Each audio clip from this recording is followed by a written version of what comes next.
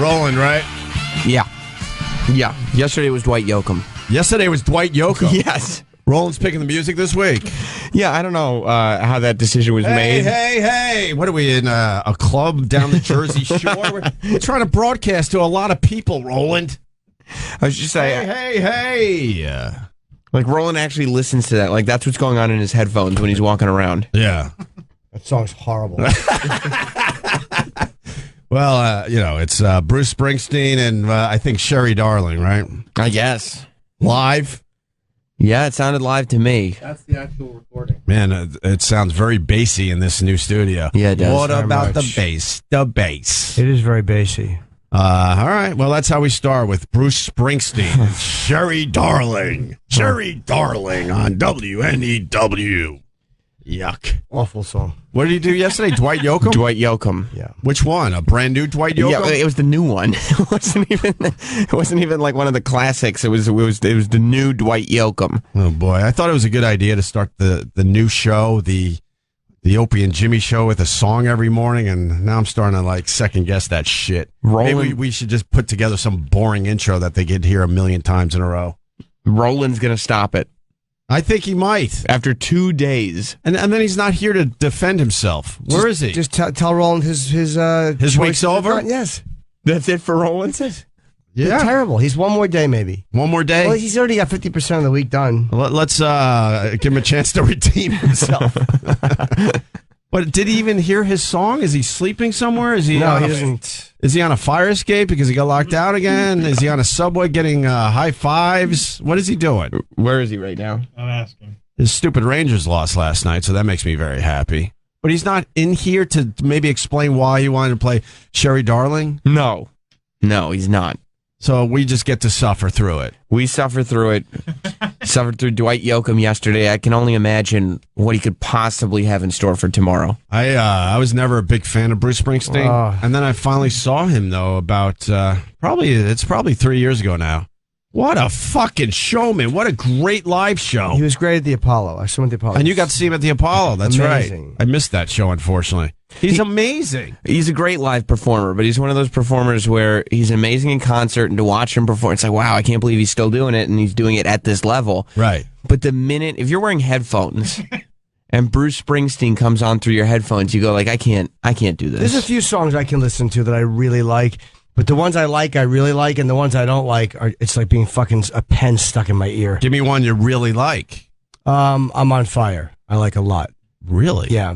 I like that song a lot. Very interesting. I only like that song from The Wrestler, but I'm pretty sure it's just because it's from that movie, The Wrestler. Of course, that's the only reason. I like my favorite song by him is called Youngstown. That's a really weird. Yes. I know that song. Yeah, that's not a popular one. So we should have played that, Roland.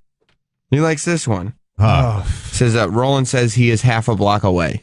Oh, so he didn't even get to hear his song. No. He might listen on the. I'm listening in my.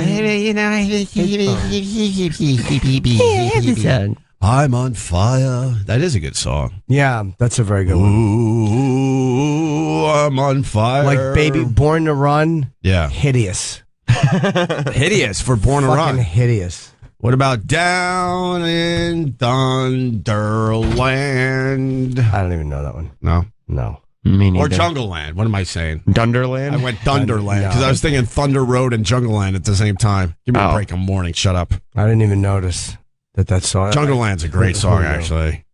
I like that one. So, how was yesterday? Wow, it started with Dwight Yoakam and it only went up from there. Oh, Yeah. good. There's only one place to go after that. Yeah, a lot of people saying a real home run. Oh, a real home run after the Dwight Yoakam song. Put everyone In the right frame of mind. You lower expectations with Dwight Yoakam, and then you can't go wrong, right? Yeah, it was basically a show where we were digging ourselves up the entire time. Huh? Digging up. Oh, digging up. Yeah. This sound is so basic. Yeah, I know. I like that. It makes us sound like men for once. Really? You think? Yeah, I like a man's voice. I want to have a man's voice. Does it sound different in Radioland, or we just noticed this? I got some tweets yesterday that it did sound different. All right, that's fine. Good enough. So Good enough. Who's chewing the fucking pens? I'm only asking you because you set the studio up. No, I don't know. Oh, they give me another pen that's chewed up, and it's like, how are grown fucking men chewing pens that other men use? it's gross. I really hope whoever does that gets fucking pen juice in their mouth and ink and dyes. Well, you used to stick them in your ass so they wouldn't do that. Didn't stop them. It didn't stop these fucking cocksuckers in their need to chew.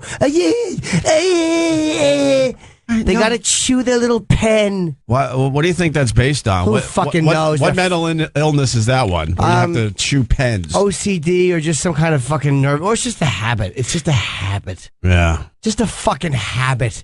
They got into in school because they were nervous. They would chew their pencils. They weren't prepared for their exam, so they would chew their pens. It's like, look what you're doing. Other people use this, you fucking twat. Stop chewing it. I started bringing my own pen in. Ugh. From home? Yeah, you Where else gotta. you bring it from? You gotta. I guess. I always forget I never bring pens in because I forget them. So you're using the chewed pens. I throw them out immediately. I know. Immediately, I throw it in the fucking garbage where it belongs. Yeah, but then you end up with new pens that get chewed. Yeah, but I want to find out who's chewing them. Why can't whoever chews the pens admit that they chew the fucking pens? You're right. It's been driving me nuts for years. If you chew the pens, just say you fucking do it. Know why no one's admitting it? Because I bet you there's a lot of people that chew the pens. Well, each one of them should be counted. Be counted. I bet you that's the deal. They should be scared. Of your wrath. The studio sound sucks. Oh, what assholes they'll look like. You don't chew pens, E-Rock? No. What do you do, Who E-Rock? chews pens? I know you know everything. I bring my own. What's your thing? What do you do? What do you like to do? Arnold Pop.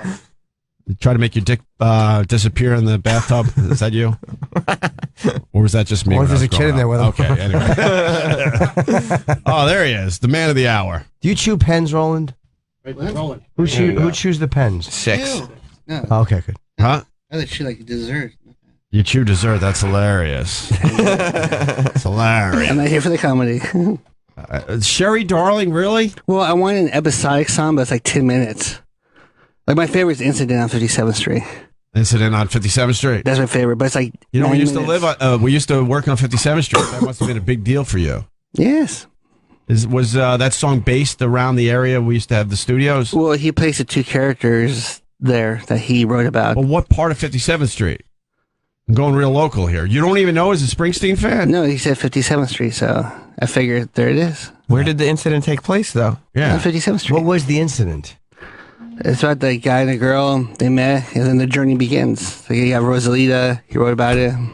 What journey? They just fell in love on 57th Street? Yeah, and then you got Thunder Road. He just wrote about it. It's like the episodic song that took off that he wrote Rosalita about. When did he blow off that chick from 57th Street and get Probably after Born USA. and get the ugly one?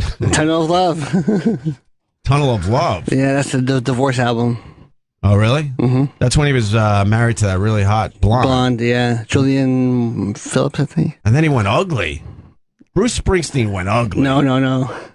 She's a Jersey girl. That's all well and good. She's probably really nice, and they fell in love, and she's got a good personality. But the fact is, Bruce Springsteen went ugly after his divorce. Everyone knows it. Love is in the eye of the beholder. She's all right. Did you say the high of the beholder? Eye. Oh. The eye of the beholder. All right. Yeah, she's not bad. What are you picking tomorrow? Ooh, Blake Shelton. Oh. It's just been so lousy, the picks. Literally one awful pick after another. I kind of like that Roland's picking shitty songs, though. No, He's not doing it on purpose, no one's with me on this. No, Blake Shelton. Yeah, I love Blake Shelton. I have all his albums. Roland would pretty much blow Blake Shelton, right? Nah, if he needs it, I'm there for him. Why do you like Blake Shelton so much? He's the guy from The Voice, Yeah, I love his country music. I guess saw him like a few times in the Garden, like 5 times so far. and he's married to the blonde. Miranda Lambert. She's really good. Yeah, She's got a great, really good. but she's a little plump, and she's squeezing. No, she's lost- squeezing into some tight have outfits you that seen she her probably new- shouldn't be squeezing No, into. her new body though, she lost tons of weight. Oh, she did, huh? She dropped a lot of weight. She looks hot now. That's that means she was reading Blake Shelton's text messages and realized she had to get her shit together. Yeah, Oh, she lost weight though. I mean, tons. she's cute in the face. But she looks hotter now. She has that dumb song about a red wagon, I think. Yeah, it's a sad song. The Red Wagon song? Yeah. It's the only one I know, Jimmy. I don't know any of her stuff. She was on, I think, the Grammys with a red wagon Yeah. or something. I don't know. Something happens with the red wagon. Oh no, I hope everything's okay. What happens It's okay, with the red Jimmy. wagon? What's that song about? Probably it's love lost, and then they found it. Like they go back to their childhood. Like they come back. You're Like Back to the Future? Yeah. Why is it that your voice is the only one that isn't greatly improved with this bass? That nor is the content of what he said. Exactly. They're saying it's real bassy, Mars. I don't know if you could change that, but there are a lot of people saying way too bassy. The studio sound sucks. I'm not a fan of this new studio sound. Whatever you could do. It's only temporary. It is. Simmer down, guys. It's just a temporary switch. Oh, I'm on fire. That's what Jimmy wanted today. Born USA. It's his live album. His live version is better though of that one. Not according to Jimmy. He likes it just plain and simple, nice off the studio. I like very few Bruce songs. Yeah. And I know you like Youngstown. That's another good one. That's a tough one. Is. All right. Well, thanks for the pick, I think. Oh, you're welcome. Everything else all right with you? Yeah, everything's fine. All right. You're wearing your Brooklyn Nets T-shirt? Yeah, it's very hot today. They're still in it, right? I think so. You don't know, do you? I'm very hot, so that's why we wear shorts. You don't even know if that team's in the playoffs? I think so. I think they are, too. I'm not I don't know. But the Rangers are. I'm very happy. Our black intern Lewis is saying no, and I trust him on this. Oh, really? Did they lose in 7? They lost in 7 to the Hawks, right? Fuck. Time to get rid of the shirt, Roland. That's all right. Take it off, buddy. Support Brooklyn. Lawrence Taylor Jr. is going to jail for fucking child molesting and fucking 10 years. It was in the it wasn't. It's not the 30 for 30. Our pal Pete Radovich did the Lawrence Taylor one, but it wasn't. E60? What do they call it? They call it something different. Is it E60? I don't know, but I went to the premiere and I met Lawrence Taylor. It was great. I was invited to the showing of that. I forgot the name of it. It's not a 30 for 30, I don't think, but it was very well done. Our old pal Pete Radovich wins a lot of Emmys, a lot of sports Emmys, and they hinted in this documentary that his son was in some trouble, and now fast forward a year later, it turns out he had relations with a 13-year-old. Yeah, he was sexually assaulting 2 13-year-old girls. 2. He took a plea, of course.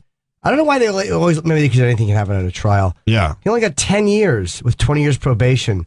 How the fuck you only get 10 years for molesting a 13-year-old and then fucking another 13, or whatever it is he did? There's probably a difference. He probably didn't put it in. Oh, maybe. There's 2 of them, though. There's 2. So he was probably with 2 13-year-olds. He probably fooled around a little bit, but maybe that's the difference. Maybe someone could explain that to us. Wow. But his father had an issue with that underage girl, right? Yeah, she was a sex worker. I actually. That's right. I believe he didn't know. That's right. But this fucking guy's a real piece. Yeah, he of swears shit. he didn't know until after the fact that the sex worker was underage. I guess it also helps the victims not have to testify. Right. No 13-year-old wants to go to court and look at the guy. Right. So Creepy. Lawrence Taylor's son in jail he's been in jail though. Oh, I didn't know that. Yeah, they got him a while ago. I remember reading about this probably about a year ago. Godspeed. And 10 years and then 20 years probation after that. Yeah, but that's. Will he do the whole 10 years? No, probably not. Of course not. Half, maybe? No, or maybe he will. I don't know. I don't know if it's with the deal. Maybe he has to. Yeah. Hopefully. Well, it's amazing how little time people get sometimes for rapes or attempted murder and things like that. But bank robbery is 25 years and you're not getting out anytime soon. Mm. You get more time for a bank robbery than you will for a rape. You get more time for a bank robbery than you will for a murder or for an attempted murder. Well, why is that, you think? Because they're just trying to be really discouraging of it. I guess, or because it's a money crime. I have no idea. I think if you're fooling around with a kid, that should be the worst crime, don't you? Well, that should be the worst crime. I think so, or rape or anything. The innocence of the whole thing. Well, fuck the banks. They fuck us all over, so why not get a little taste every once in a while? Well, the banks have guys with guns that watch them at least. Yeah. Little kids don't have a guy with a gun all the time guarding them. True. Like it's almost like if kids had like a security guard like banks did, and then you fucked one, it shouldn't be that bad of a crime because you beat the security and it's a whole thing. You beat the system a little. Yeah. God. There are measures in place to stop this, and I was able to get around them. Yeah. Yeah, weren't you just telling a story? Like, wasn't one of the news stories we read yesterday where somebody got like 4 years for an attempted murder? Yeah, that piece of shit that murdered that cop had done time, I think, for an attempted murder a while ago, and it was 4 years. It was only 4 years, though. They only did 4 years. Yeah, we lost another cop. Yeah. Yep, he got shot twice. I thought he got shot in one cheek and it went out the other. But they also said that he took one in the forehead and it exited his brainstem. Oh my god! That was he was dead anyway because they during the emergency surgery they just take out half his brain. Oh so my even if he had lived, it's better off he died because if he had lived, they would have been nothing. He just would have been fucked. Well, Brian Moore becomes the 764th NYPD officer to die in the line of duty. 764. Weren't there none in 5 years? And then there was there's been like 5 this year or 5 in recent memory. Yeah, well, we had the 2 in the Bronx, or was it Brooklyn? That was Brooklyn. Brooklyn, right? That was Brooklyn. So you got to add this to the narrative. It's a very fucking dangerous job. Yeah, all the guys. Dangerous job. These guys want to go home to their families at the end of the day. Young cop too. I think he's only 25 years old, something like that. He was young, and he pulls up and he asks this guy what he was fiddling with in his waistband. Right. But like that one guy that shot those 2 cops was just a psycho. He had killed his own girlfriend. He was just He didn't kill his girlfriend. the guy who shot, not this guy, but the other guy who drove up and shot 2 cops. Right. No, I don't think he killed her. I'm almost positive he did. Can we check? No. I think there was maybe some kind of a domestic situation, but I don't think he killed her. I thought I'm almost did. positive. All right, we'll check it. But I know he had a situation with his ex, and then he left her, and then came up and killed those 2 officers. I was pretty sure. But then again, I was wrong about Rocky Marciano yesterday too. Yeah, you were. Yes. Wait, what happened with Rocky Marciano? I thought he was coming in studio, and people said he's been dead for 30 years. No, I thought his record 49-0. I know, but I thought it was 50-0. I always thought that. Sam Roberts had to fill in Jim Norton on sports stats yesterday. But I've thought that for many. I've said that many times on the air, or in other places too. That's why I don't understand Mayweather. Is he going to make it to 50-0? Is he going to at least try this? He keeps saying no. But he has one more fight with Showtime. He's got that's all he's got, and he keeps saying that's all he's doing. And will that be another fight where he just dodges his opponent the entire fight? Yeah, I think they said the 49th win, and then what? And then he steps away when he has one fight to go for the record? That's what he said. Why would you do that? Because he wants to tie the record. He keeps saying he doesn't care about boxing anymore. I think he's scared shitless of losing. So just get 2 soft opponents. Well, I think they said that the next opponent is going to be a rematch of the fight that he had before Pacquiao. Turns out Pacquiao is going to get shoulder surgery, torn rotator cuff. Is that what he was fighting with? I guess so. Wow. Mayweather must have fucked him up. I'm so mad I wasn't here yesterday. You guys talked about the fight. It was a dud. In depth. In the end, it was a... Oh, really? No. Too much time? No. In the end, it was a dud of a fight. Yeah, I mean, it was about... Although watching with Jimmy was kind of fun. Yeah. We were really focused on that fight. Yeah, I mean, we watched every minute of it. And then we just kept turning each other like another one for Mayweather, another one for Mayweather, another one for Mayweather. Yeah. But he was just dancing around the ring. Those guys didn't fight at all. No. We're the big losers in that fight, right? Because they built it as the fight of the century, and these guys they didn't want to mix it up really. They were getting huge paydays. Yeah, I kind of expected it. I mean, it's kind of... A lot of big boxing fights are like that, especially Mayweather's never been like a giant knockout king or anything. You know, he's always been that kind of defensive, I'm going to just win on whatever I'm going to win on. I don't think it helps boxing. They got a lot of eyes on boxing for once. It's been a while since everybody in the country has talked about one fight like we did Mayweather-Pacquiao, and then it's kind of a dud. That's not going to help the sport. Yeah, I know, but then you have like this gigantic John Jones fight against Anthony Johnson, and this fucking dummy does this. It's like he had a DUI a few years ago. He had that little bit of cocaine positive test recently, and then this, and it's like, what the fuck are you doing? Yeah, this is a great time for UFC, and a great time for him to be alive. He's stupid. He's in the prime of his profession and his life. Yeah, really dumb. I think it came out today that his manager said he might not ever fight again. That's just, of course he will. That's ridiculous, right? Yeah. He's got to get his shit together, but he'll fight again. I'm trying to find. Do we have any information on this guy? I don't have it yet. On what? The guy that killed the 2 officers? Yeah. I'm almost positive he didn't take out his girl.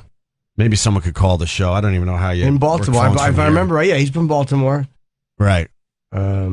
Did you guys talk about Periscope and Meerkat fucking up the pay-per-view too? We did not. And that it's gonna and they have a real problem as they move forward, these pay-per-view events? Of course they do. Yeah, I was thinking that like around WrestleMania time when everybody was doing the same thing. All you have to do is take your Periscope and point it towards the TV. Point it toward your TV, and for a lot of people that's good enough. especially if a pay-per-view is well over $100. Yeah, people can't afford that, and all of a sudden they can go on Periscope and see the whole event and the audio, obviously. All the Periscope people are like the people who run Periscope are saying that, well, people don't want to watch it on a phone. It's a different thing. It's not taking away anything. Bullshit. It definitely is. It was a big fucking deal. I was reading about it in the paper today. Meerkat and Periscope really fucked it up. Look, big sucker punch by video apps. Yeah. They sucker punched the pay-per-view. Big fights broadcasters.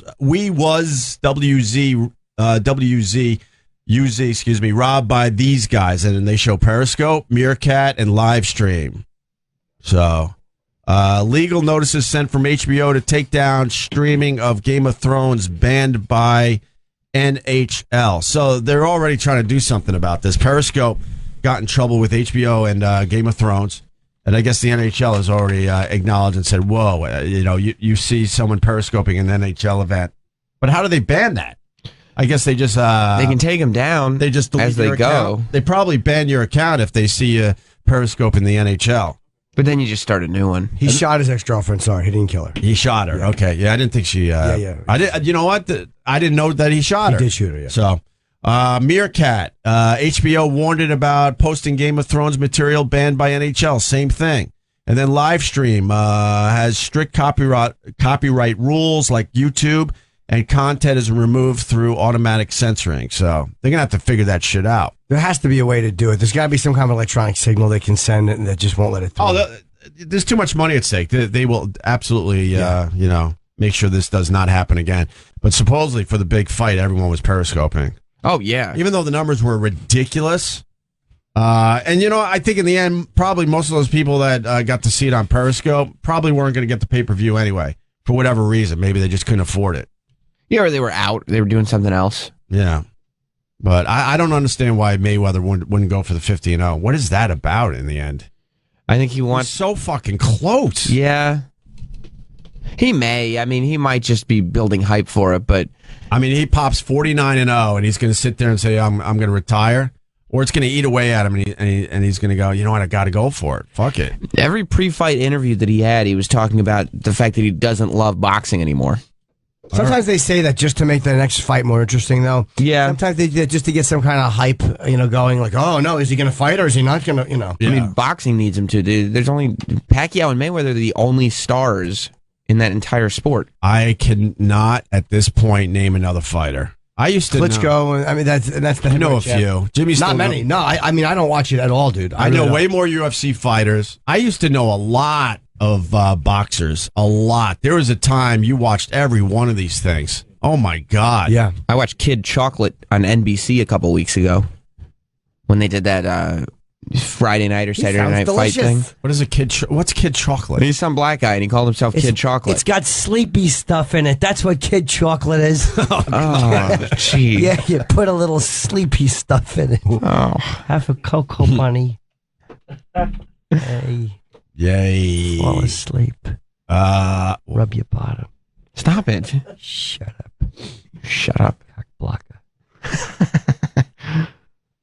Pay-per-view will be going the same way as Blockbuster soon, you think? Oh, yeah. Pay-per-view's done for. Why? What about wrestling? They do a pay-per-view every 3 weeks. Yeah, they got a network now.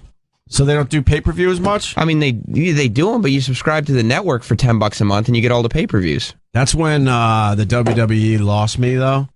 I used to watch every pay-per-view when it was, I can't even remember. It was like once every, I want to say there was a point it was only once a quarter. They did 4 a year. 4 a year, and then they went to 6 a year, I remember, and I was like, all right. Then they went 8. And then they would start that garbage where it's once a month. I was out. I'm like, I'm not paying all this fucking money for something I sort of like. Yeah, that's why they got the. But people don't buy it on pay-per-view, and a bunch of the satellite providers don't even show the wrestling things anymore because you can get them on the network for $10. And pay-per-view is privately owned. Like, it's a family company where they dictate everything. So if you want to do pay-per-view, it's either their terms or you're fucked. Right. So all these companies are now putting out their own streaming, their own ways to download their content, so they don't need pay-per-view anymore. What's wrong with your voice? It started going yesterday. I don't know. Yeah, a little Peter Brady thing there going. Like a little wavering. I'm hitting my special time, Jim. Are you all right? Yeah, my voice has just been cracking. Oh no. Oh boy. Have you had your throat checked? I'm going tomorrow. You do a lot of that. Yeah. It's probably Something's going on acid in reflux or the amount of traffic that goes down it. It's potholes. Yeah. That's a lot of fucking You might have that, what is it called? That GERT? Is it Gout? No. GERT, right? GERT or something? No, Oh, that no, was Gert that was the funny guy from Schindler's List. Name on Gert. Man, I gotta look this up now. I'm almost positive. GERD. GERD. Thank you. GERD, which is just I think it's like sludgy acid reflux. It's like the next stage of acid reflux. That's because of all that iced tea and stuff and all that shit. You got to start eating better. I don't think the iced tea is the problem. Well, I mean, all that something's bothering your throat. Could just be a cold coming. That's true. I don't know. That's true. or some allergies. I like how Jim jumps to the fact that I'm dying. Yeah. Yeah. Wishful thinking. Maybe. You know, man, we're all dying from the day we're born. Take us out. Wow. Well, you don't like that? Yeah, terrible. This statement's like a real. I'm never to think about that. Yeah, pay-per-view's done. It's all, I mean, cable's almost done. Yeah, that'll be a nice day when cable's finished. I was thinking about cable the other day. My bill's $252. I paid it yesterday, and I'm like, what am I paying for? You're What a the fuck millionaire. am I paying for, though? You talk about it on the air. You're a millionaire. Pay it. It's only cable. Pay it. But it's annoying. Yeah, it's What the fuck do they really give us? I don't know A anymore. lot of channels, even though some of them stink. All those hours where you're flipping through and you land on something that's good. Like I'll go through my files once in a while, land on Discovery. There's some good shit on, like, you know, nature shows or space shows or whatever the fuck. But all the movie channels, Yeah, a lot they of them don't put any movies. You don't on. even They need don't- it. They don't put any good movies on there for the most part. watch on your computer. HBO's already got their streaming service, so you don't even need to subscribe to HBO anymore to get the streaming. Yeah. You can just pay for it. TV only on your computer, right? You can do it on your TV. How do you stream on your TV? Apple TV, Amazon, whatever you want to. Any of the streaming devices, Roku. The only reason that I still have cable is because all the apps, except for HBO, you still have to log in through your cable provider. But once that's done, forget about it. I get FiOS, and I guess again because for us, I think we can write it off as a work expense because I think. I hope. Yeah, don't let Uncle Sam hear that. Well, I mean, I don't know. It's part of the job. It's always like keep it. If there's something I gotta watch, I watch it. Yeah, we get some weird write-offs because we're in entertainment. I watch very little TV unless it's one of those things where I gotta fucking watch it for the dumb radio show. Like, all right, I'll watch it. I'm just watching some sports. I watch a little John Oliver. That's about it. Even the sports, like all those organizations are starting, MLB Network, NHL Network, like. You got to pay extra for some of that shit. You do. I'm not a fan of paying extra for shit. But what if it becomes the thing you're paying? If you're not paying for cable, you're not going to mind paying a little bit for the MLB Network. But the point is, they charge an arm and a leg for your cable, and then you have to add on everything else to actually get the good stuff. Yeah. So why don't they give you some of the good stuff because the bill is so high to begin with? They're going That's to. my point. They're going to go out of business. I'm talking for the average man, Sam Rock. I don't The see average them- Joe. I don't see them going Average out of Joe. business anytime soon. They're not in any trouble. I don't think. They're going to become internet providers, and that's it. One of the cable companies just put out that 70% of their clients is internet-based, not cable. What? I can't hear you. I can't even. You got a very weak voice. Sorry. Yeah. Very weak. Sorry. Yeah. Is it sore? No, it's not sore. It's just disappearing. Is it closing up?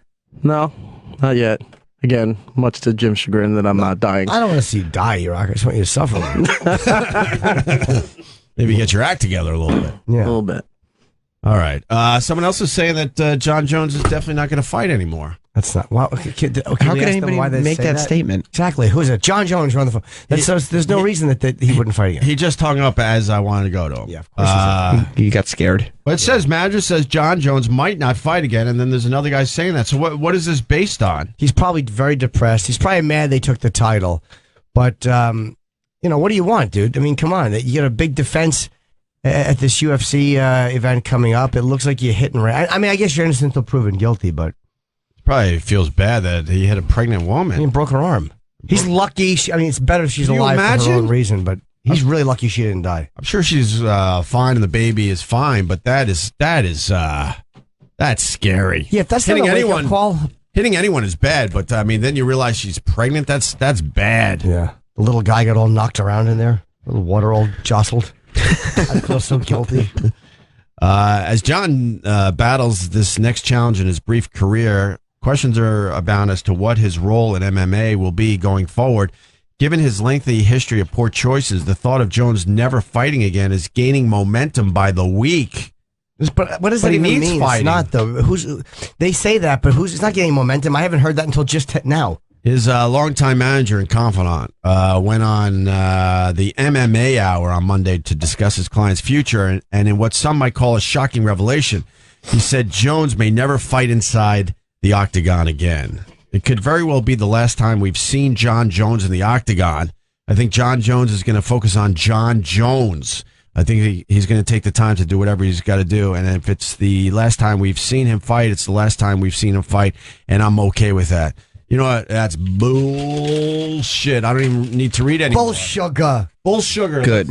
That's crap. Unless he gets lured away to another fighting company, organization, Bellator, or one of the. I mean, I don't see that happening, but he's down in the dumps, as they say. And there were 2 more paragraphs in that story. I just there's no reason to read it. He's going to fight again. That's ridiculous. I get down in the dumps sometimes. When I do, I just smile at another person. That just seems to pull me out of it. And it picks you up a little bit. Yes, it does. That's good.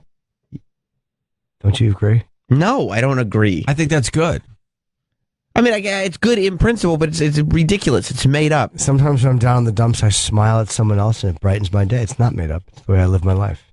And then you sing, I'm on fire. No, I just smile at them. A good smile will brighten someone else's day. Then both people understand we're having a good day together. Yeah, I only wish it could be followed by knocking your teeth out. Well, that's not necessary. The problem is when you smile at anyone in New York City, they think you're a creep and they run away from you. Yeah, they don't feel like it's just a nice moment between human beings going through the same struggles. They're like, what the fuck is wrong with you? And they turn and walk away from you. Yeah, they do. I don't need strangers smiling at me. I'm always suspicious if someone's nice to me in New York City. I was in Rochester for the weekend for Jim Norton shows. The little I saw of Jim Norton, he was terrific. Thank you. I liked your new set. Thank you. Yeah, I feel very good about it. I like your discussion on panties in general. I'll just say that. Yeah. It's coming along very nicely. It had me laughing really hard. Thank you. But I was wandering about with Brother Weeze in Rochester. People are just so much nicer everywhere else. And then you feel like you're an abused kid because you don't know how to socialize anymore. They're lying in other places. They're pretending to be nice. I don't know. I don't know about that. Everyone was so ridiculously nice. I was voted in high school boy most likely to randomly smile. A lot of people don't know that. They actually discontinued that award after I graduated. Because nobody else would randomly smile as much? I was just such a shoo-in. Oh. And you have conversations with people. Not up there, I didn't. Why? Everyone wants to talk up there. It's me and Kenny. I would not talk to anybody. They all want to talk. And they can want all they want. They're probably very boring. It's probably because it's 2 radio guys, too. They recognize you and Brother Weeze. That's maybe. why. I don't know. They don't just talk to everybody. But after a couple minutes, you feel uncomfortable because you're like, why are we talking this long? No one talks this long back home in New York City. They shouldn't. You're lucky to talk to someone for 30 seconds in New York City. No, they're lucky. Yeah. Yeah. For 30 seconds. I'm talking like basic strangers. If you start a conversation with somebody, if it goes more than 30 seconds, both people are feeling really weird and uncomfortable, and they just know it's time to move on. I get anxiety if a conversation with a stranger. I don't want to talk to people in my building for more than 30 seconds. That's because we're always wondering what we're going to say next. Like, if you're actually engaging somebody and it's interesting, it's fine. Yeah. But it's when you're like, okay, I don't know why we're all so afraid of just that moment of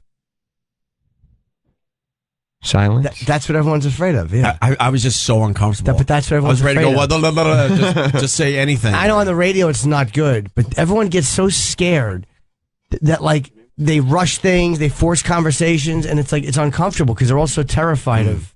A lot of people are really boring too. Well, yes, I know they are. I would be one of those people. Yes, Kenny. I don't know what mic you're on. I think he's 3. There's Number 3. Go ahead, Club Soda Kenny. I have a cute Rochester story on this subject. You do? Yeah, I always try to be pleasant and cordial to the fans. But and you've been failing for 50 years. I'm not a very outgoing person. I just mind my business and I should be seen and not heard.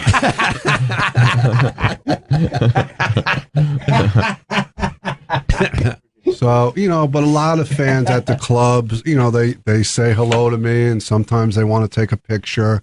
And there was this one girl that was like really so excited to see me, and she was a big Meet the Creeps fan, and and she's saying hello to me, and right away I told her, like, you're missing the show, like, get back in there, because I have no other excuse not to talk to her.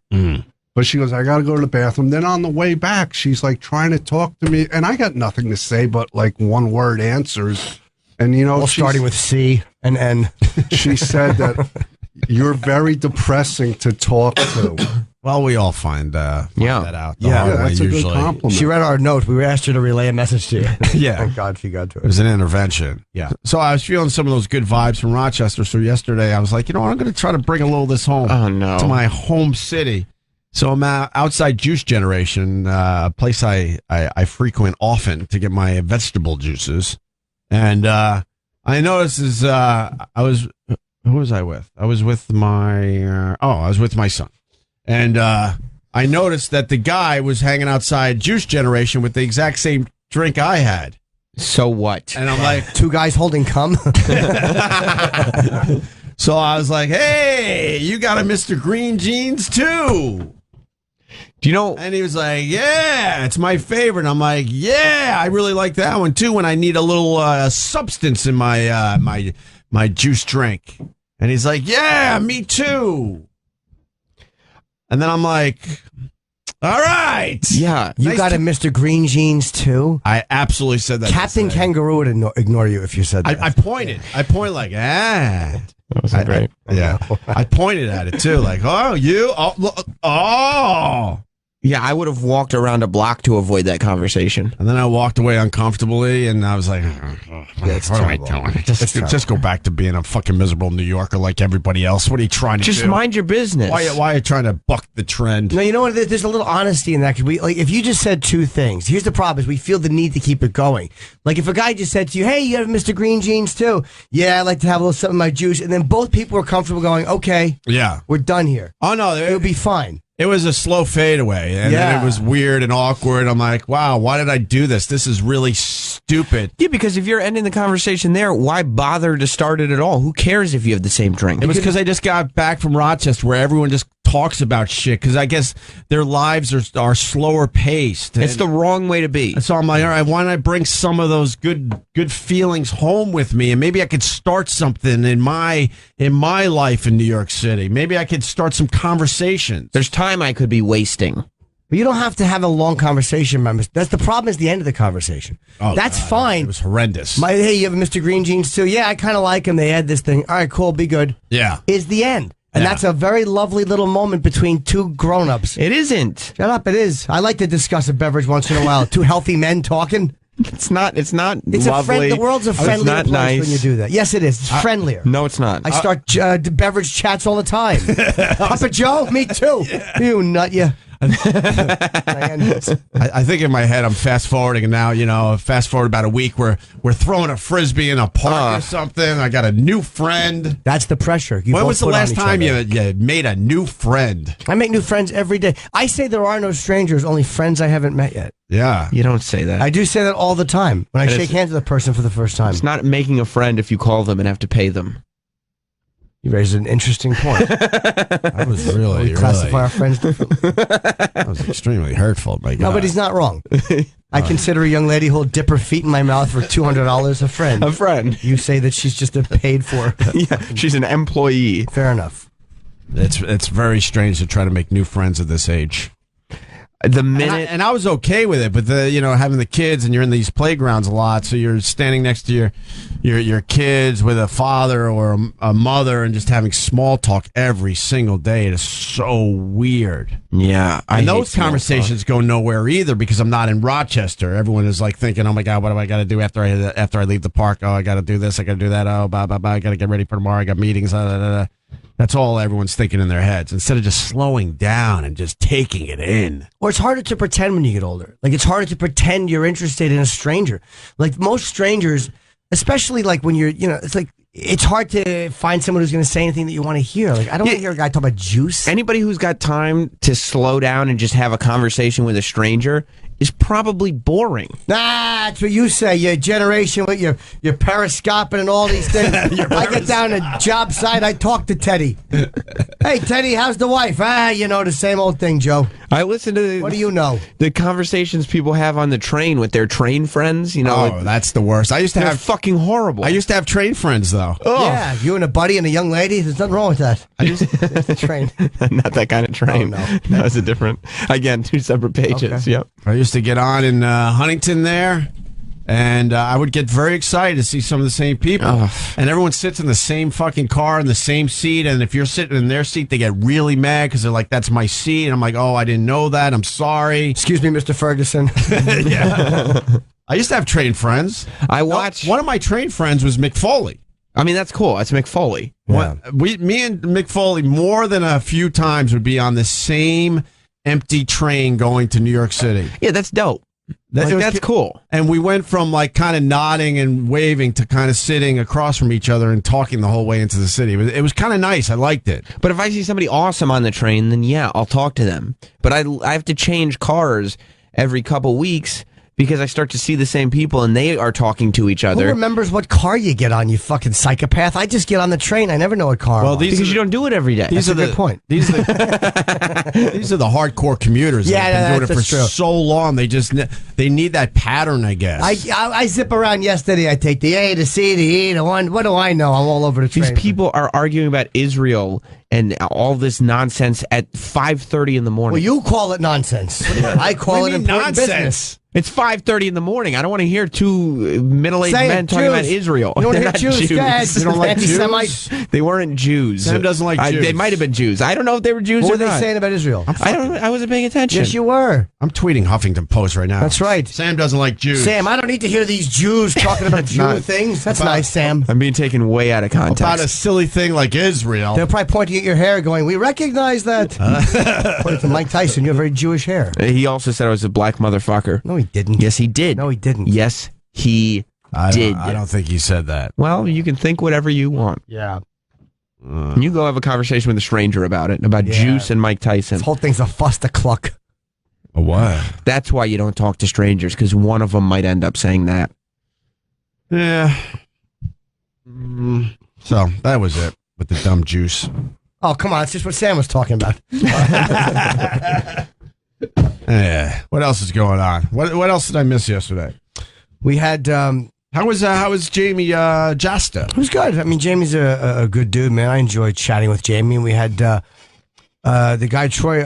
Oh my God, Mike Judge. Yeah, Judge. he's a fan of the show, and I watched the whole documentary too. I was excited to do some radio with Jamie Jasta again and Mike Judge to talk about that band Judge. I don't know much about the hardcore scene, but the pieces of the songs they play in the documentary, I was definitely into. I'm like, wow, they had a really good sound. Are they still performing? Yep, after like festivals and stuff. Yeah, after like a 20-year absence or whatever it was. Yeah. Did he explain his absence a little better than No, he just kind of went away. Documentary. I think he just kind of some guys just go away sometimes, man. It's like they just get done with what they're doing and they go away. And they just got to fade away for a while. It happens. I don't know if the pressure gets to people. He said he wasn't happy with the effect his lyrics were having and the violence it was causing. Right. Sometimes you're doing something and you're just not happy with.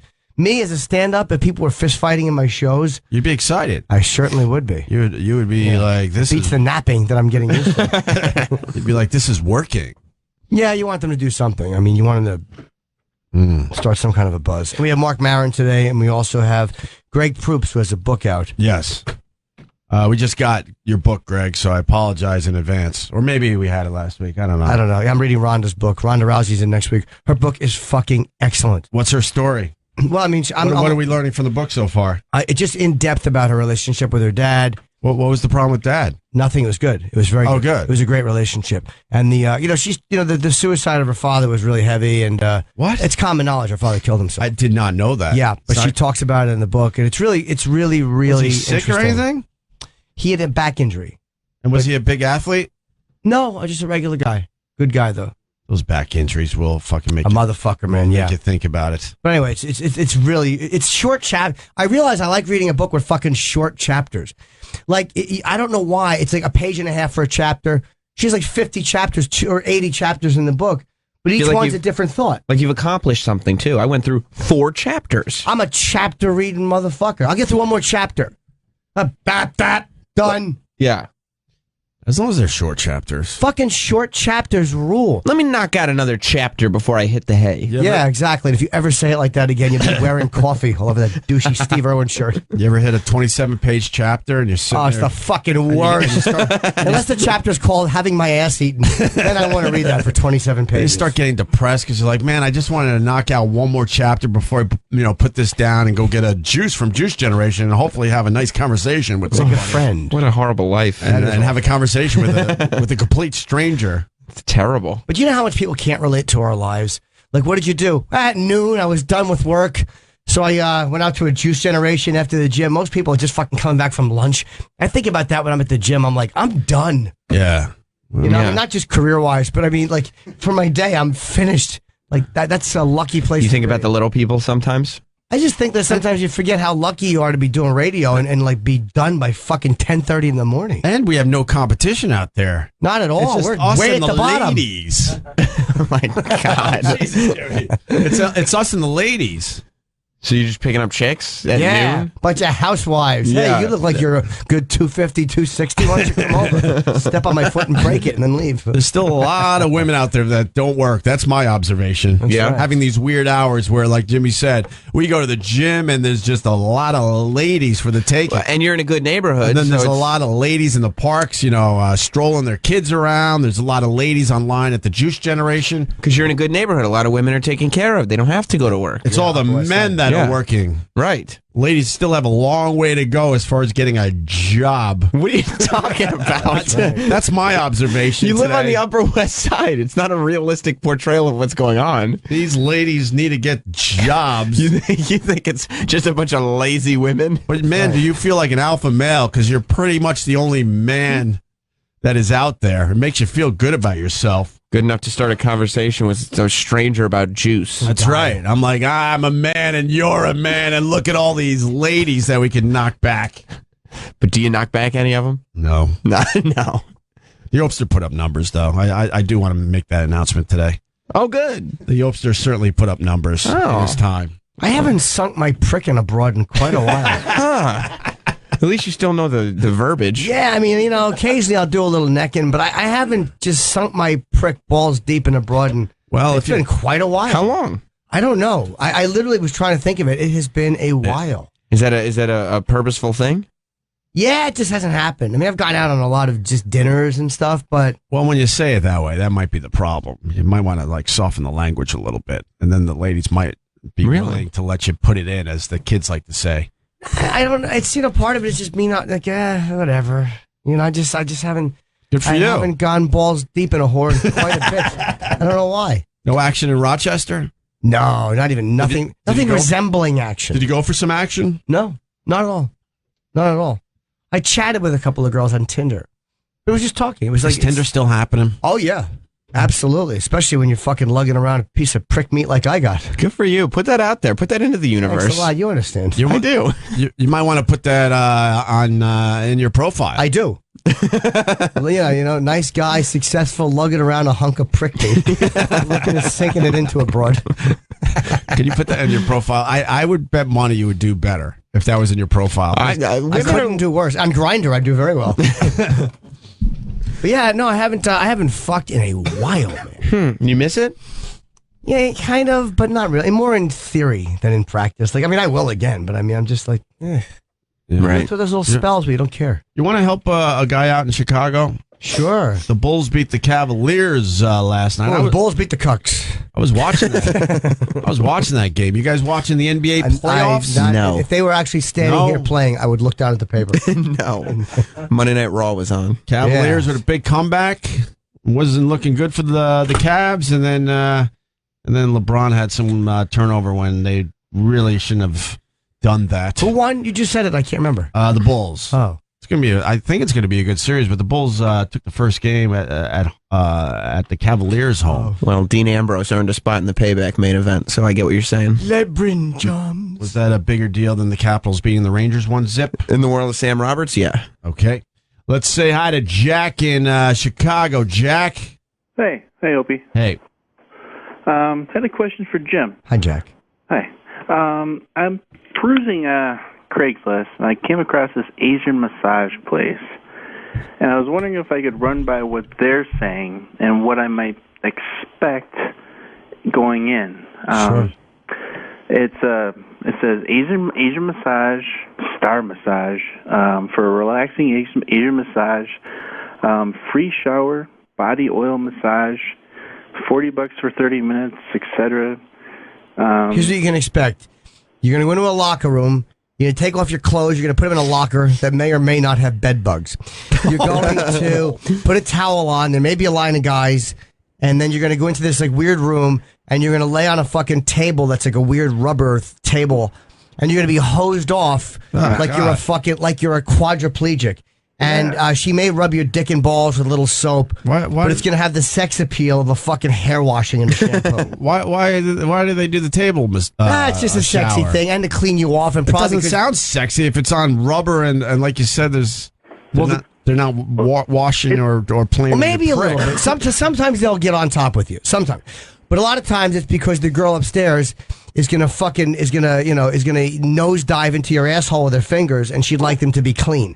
And then you're going to go upstairs and you negotiate a little tip, for tip, whatever she's going to say.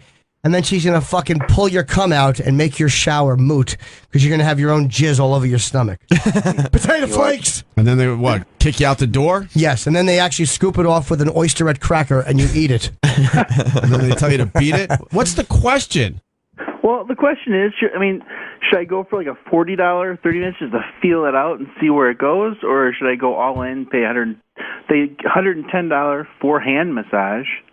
How long is that for? Looks like 120 minutes. It does say private rooms. Yeah, why wouldn't you go? Just go for the 120. It's $80 more and 2 more hands. It says here that, can you tell if a massage place does a rub and tug based on words on the website? No, a lot of times you think you can. Usually those places do. But it sounds like this place absolutely will pull your prick. A lot of times it's if you chip in, if you put in some money, they want to negotiate a tip. You don't know. I never go to those places, dude. I haven't even gotten a massage in a long time of any kind.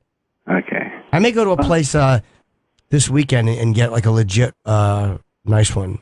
But can you get a legit massage when you're expecting to get you can. A lot of those play? Some of those Asian girls, there's one around the corner from the Comedy Cellar that doesn't do any funny business, and it looks like it should, but they do a lot of walk-in business. It's on West 3rd. And there was a girl in there who gave the best fucking massage I ever got. Her name was Lulu. And that was not her Asian name. I forget what it was. And she would fucking dig her. She had hands like fucking like Larry Holmes. And she would dig them into your back and she would go, too hotta? Because she knew it was hard. Even with my shirt on. And she would rip your fucking back up. I would have married her. And and my nickname for her was Horseface. to my friends at the cellar because she was awful looking. But God, she had a gift, man. She was so strong. Never any sexy stuff. Does she have the bad breath? I don't know. I don't think I ever got that close to her. I just laid on my stomach and fucking got my back ripped up. But I stopped going in there. Excuse me, because the amount of people that go in and out of these places freaks me out. Yeah. They say Asian. Am I saying like an older Asian? Probably. Are they kind of Asian women give amazing massages. They're very understand the human body. No, you're going to get an Asian model. What do you think you're going to get? In a place like that? Get a mess. I prefer the Asian girls to anybody. I think that when you're looking for a real massage, they just understand the body. Yoga women give good massages too. Like women that do yoga, they have a cool understanding of I guess the way your body works or whatever. I've gotten some weird massages from people that you wouldn't expect amazing massages from. All right. All right. Well, thanks for the help, man. All right. Good luck. Opie, if you need a friend, I can be a pen pal. So. That's not a bad idea. How could you have access? Maybe I should start with pen pals. You have access to some of the most interesting people in the world. Not you don't in need this to. room, I got my celebrity friends. I just don't brag about it. Who's your celebrity friends? Paul Williams. Just offer an hope. Just offer. Who else? Used to be Dice. Barry Williams, Bob Saget, Jerry Shepardini, Chip Chipperson, Brother Wheeze. Paul Hargis. Yeah, it sounds like you're doing all right. Mick Foley used to be my train buddy. I just don't take the train anymore, or we would still be pals.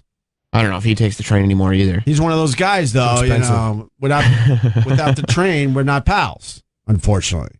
Well, that's your fault for not furthering that relationship. Word him up. Word. Thanks, Chip. You know what? I didn't want to talk about Santa Claus 12 hours a day. It's Mick Foley. Talk about whatever he wants. That's what fucked up our relationship. Him and his stupid Santa Claus thing. You don't like it. Enough already. Yeah, I know. It's like, what are you, ho-ho-hoing or something? Word him up. Word him up. The movie was terrific, but it's time for him to move on from that obsession. He filmed his comedy special for the WWE Network, and he was wearing Santa He's stuff. got to stop. He was wearing Do you Santa understand? shirt. He's got to stop. Yeah, I know. Is he Chris Kringle or something? You know what I said, Kenny? Yes, Lyle. His name's Jim. Word him up. Why are you calling him by his character? His name's Jim. Look at him. That's Jim Norton. No, Lyle. It's Lyle. Lyle Chip Chipperson. No, that's Jim. Chips though. and quotes. Piece of garbage. Lyle. Just a little nickname.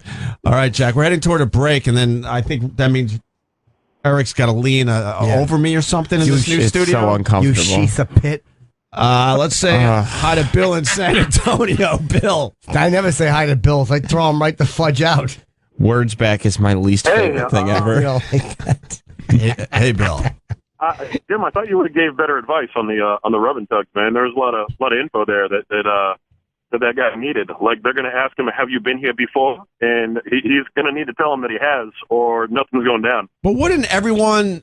I'm not in that world. I don't remember that. But would it? All right, you go into one of those places. You're hoping to get tugged, and they go, "Have you been here before?" Wouldn't everyone just say yes? Who the That fuck nervous would? guy on the phone definitely was not going to say yes. Oh, really? I would say no. No, they might. Then they want to tell you the rundown. If you say yes, they might expect the tip. But I would assume the yes means like, don't fucking worry, I'm not a fucking cop. Now, pull my putt. That's exactly what it is. You say, yes, you've been there before, and if they ask what you want to do, I mean, there's two different types. You have Korean that's going to do full service, and you have Chinese that's the older. It's not necessarily based on ethnicity. And I think it's a dumb question, because then if you say no, are they immediately suspicious that you're a cop? But if you're a cop and you want to bust them, wouldn't you be the one that says yes every time?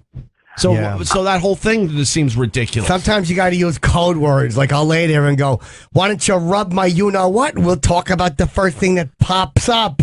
Can you please go to an Asian massage place and do the whole experience as Chip? Fuck yeah, I'll do it in a second. So what are you going to do about this puppy? And I point to it, and he's got the little guns, finger pointing at his prick. I don't like that you fall out of character and you're still Chip with your hands, but then you're referring to him as him. It is a him. It's your business. Well, hey, rubmaps.com will tell you whether or not they do rub and tugs full service or anything like that. That'll get you in trouble. So it's a pacer. No, it will not. So, but all right. I guess the cops have better things to do than bust these places. They absolutely do. What's that about, Jimmy? Do you know anything? I don't. Because I would assume that it would be very easy to shut down these places, especially if there's a website called rubmaps.com. Nah, they make it so easy for the cops if they want to bust you. I don't know why they do it. I mean, I don't, because it's like, what's the use of going in there? It's a stupid community standards thing. There's no need to be wasting your time. If you're going in there and checking for underage girls, that's one thing. Or, if there's a way to make sure that the girls are there voluntarily, that's another thing. But just to go in there and bust it because it's immoral. It's such shit. Because some guy can't get pussy and he's going in there for a little happiness. Yeah, as long as the girls are volunteering and okay doing it. Leave them alone. Right? Yeah, I think it's... As long as it's not in my neighborhood. Yeah. But That's right. I don't mind it being in other neighborhoods. Yeah. Huh? They're absolutely in your neighborhood. They're just not marked. I was You're in just New York kidding, City. sir. Opie was checked. I was just fucking around. Whatever. Hey, all right, guys. All right, so it's rubmaps.com for the people out there. I'm Asian. No, you're not. Empathize! Gotti. The IRS has been shutting down rub and tugs here in Colorado. They're probably too busy for that wacky tobacco. The fuck is that about? Eric in Colorado. Let me try. Oh, don't I wish? Hey guys. Get it? Because you're here? So You wish he was in Colorado. Yes, I do. It's far away. Yes, exactly. And I wish he was Eric Harris. Eric, go ahead. yeah, so in the last couple of years, like out here, allegedly, it's been the FBI and the IRS. Stop using initials. SOB. Okay, Jim. I'm just tired. WTF. Yeah, go ahead, sir. Yeah. LOL. It's the feds that have been going after these places more so than the local authorities. But I mean, and lately they've actually been popping up like crazy. There's like 6 that have opened in the last few months.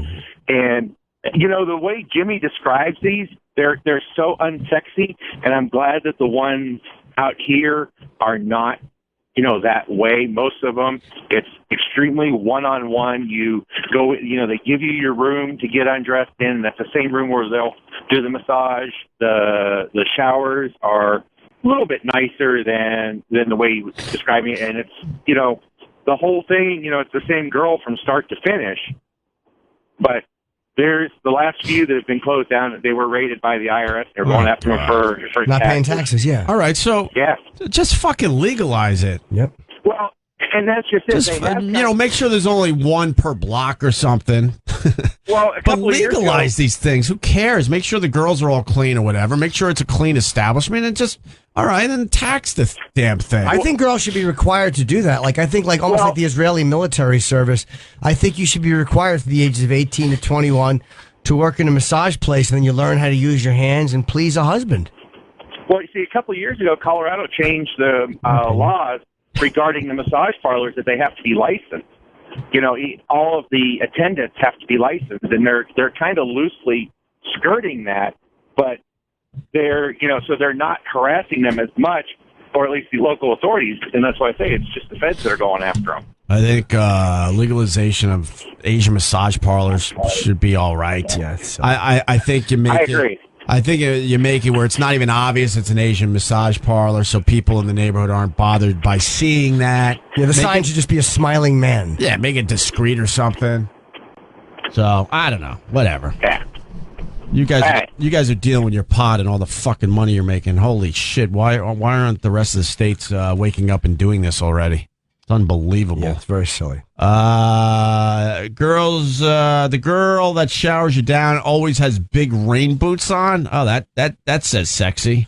Alex in Manhattan, go ahead. Hey, what's going on, boys? Hey, man. So, yeah, Jimmy, you left out that part when you walk into the shower room that the girl is wearing those big ass rubber fishing boots. Honestly, dude, I didn't even notice that. I don't remember that.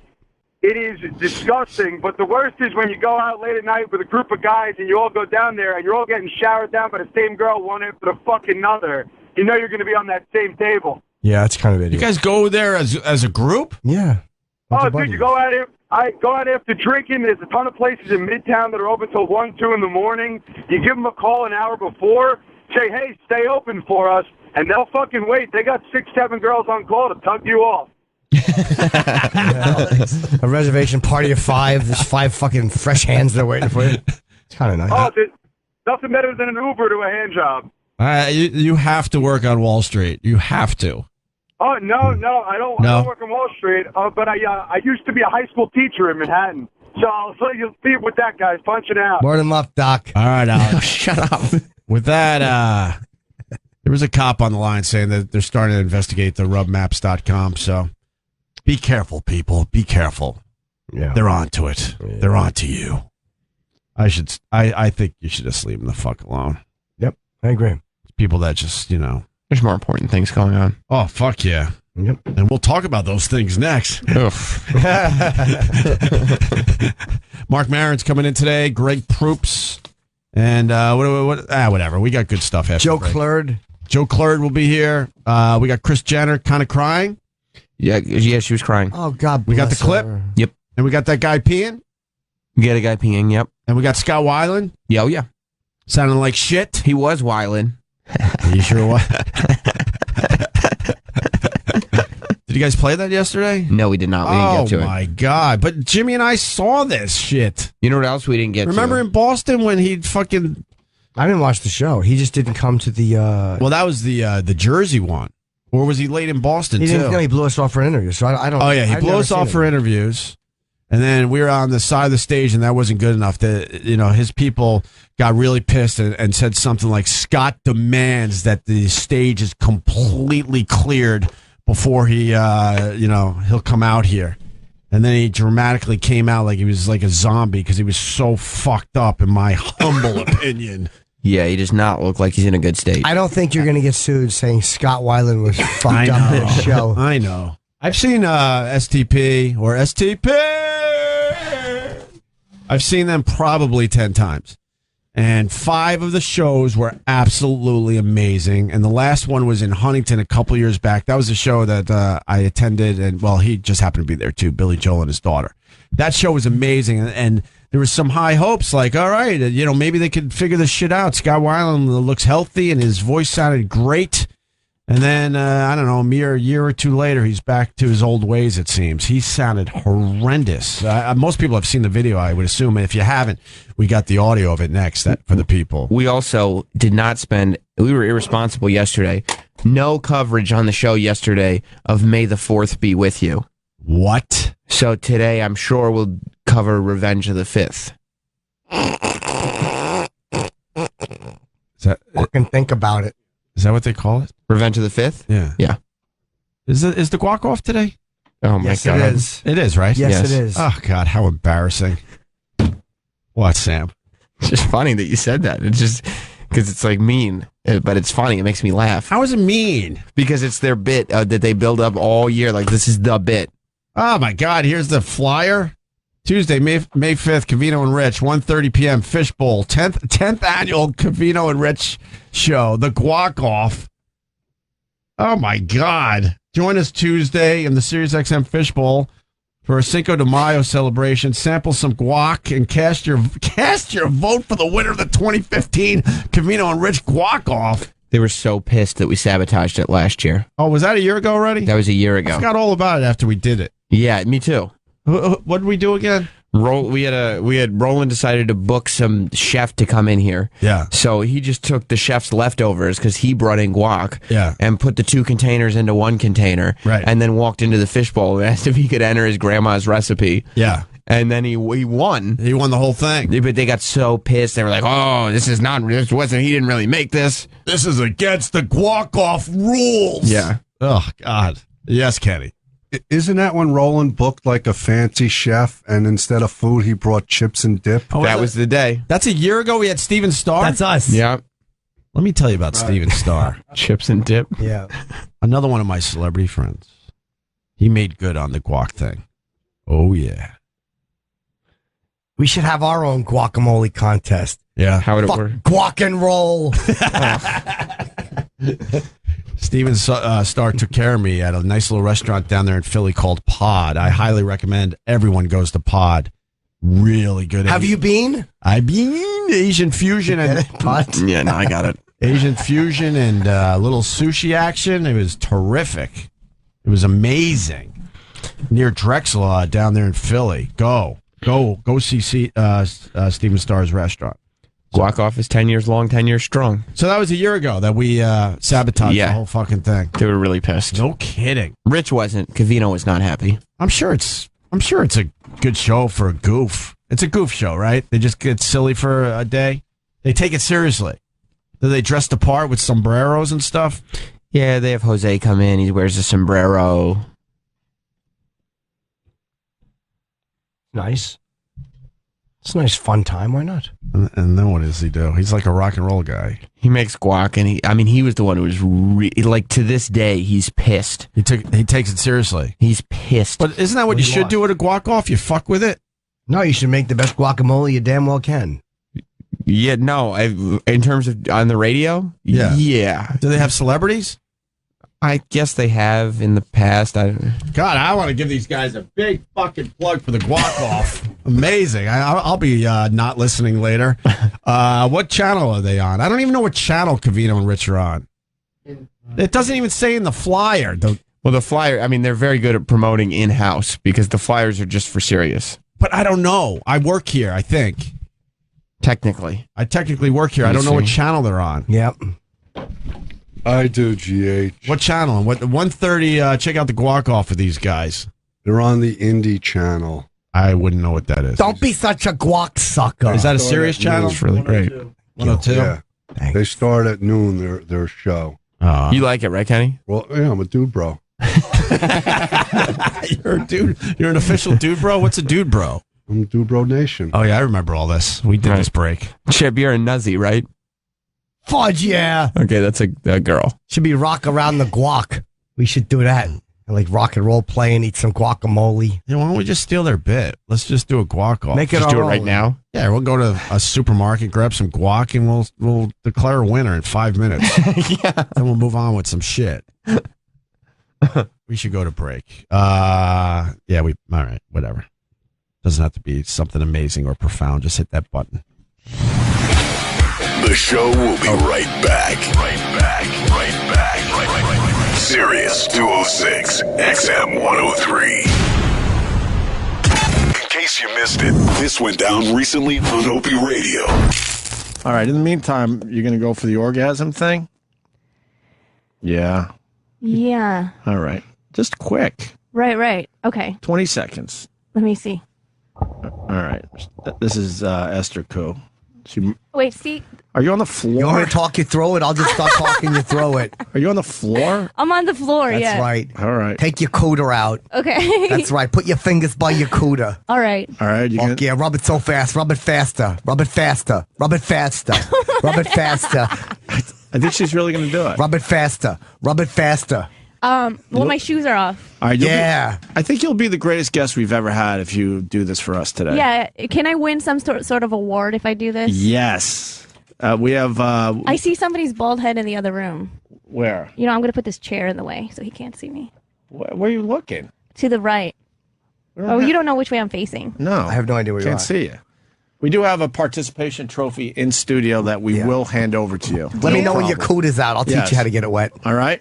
I see Sam's fro in the window. Yeah. Play with your cooter. Play with it faster. Play with your cooter faster. All right, here we go. Rub it Esther. faster. You ready? Fuck yeah. I'm going to time you. When do you want to start? I'll help you. I'm still nervous if I should do it or not. It's just ready. Rub it faster. You know what I mean? Because I'm not like a porn star or anything. No, we can't see you or anything. I don't Right. even know where you are. Rub your cooter faster. Touch your clit. Rub it faster. Just get me 2 glasses. But that doesn't sound as exciting as a speed orgasm. It is exciting. What do Why? the glasses do? Like, I'll show you. You'll be impressed. All right, could that be like the grand finale? someone yelled, "Shut up, Chip!" People getting mad at Chip. I swear, I'll turn your fucking Rub your mic cooter on. faster. I'm gonna help you come so much. There's like buckets all over. People are begging for it. I just Water. checked Twitter. They're like, "Holy shit, this is amazing!" Are they really? Yes. They will not. They want forget, us to talk. They will not forget the name Esther Koo anytime soon. I will guarantee you that. Yeah. All right. I'm gonna lay down. You might not hear me for a little bit. Go 'cause ahead, this rub it. I'll talk you microphone is through like it. 2 feet above my head. Okay. All right. She's. You're laying down. Yeah. All right. Fuck She's laying yeah. down. All right. She's going for a speed orgasm. Are you rubbing it right now? Is it getting all crazy? I can't hear nothing. What are you doing in there? What's that noise? What's that sound? Rub it faster. Rub it faster. Rub it faster. Rub it faster. What is she doing in there? She's. I can't see nothing. Why is she breathing heavy? What's that? Is she okay? Go in there. Help her. I think she fell. All right. How long was that? Oh my God! I don't know. You're welcome. Holy crap! Is that real? Yes. Wow! I heard a. I need Purell. I don't want to walk in there smelling like tuna. Listen to Opie and Jimmy every morning here on Opie Radio. And now Opie and Jim are back.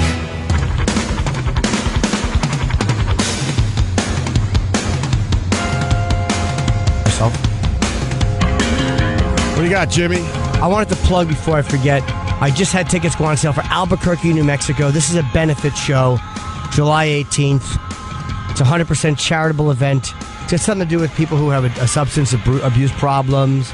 So you can get tickets at www.nhccnm.org, wherever the hell that is. I'll link to it from my website. I just haven't yet. But it's my first time ever performing in Albuquerque. But it's for a good cause. And I also got Minneapolis, Detroit, and Atlantic City coming up. Hi, Mark. Marc Maron has entered the studio. Our temporary studio. It's a little strange in here. Oh, you got a Merce? I had one of those for a long time. No, this is a purse, no Merce. This is a real purse, Jim. That's a real purse you got real going purse. on. Just bringing it. It's got all my equipment in it.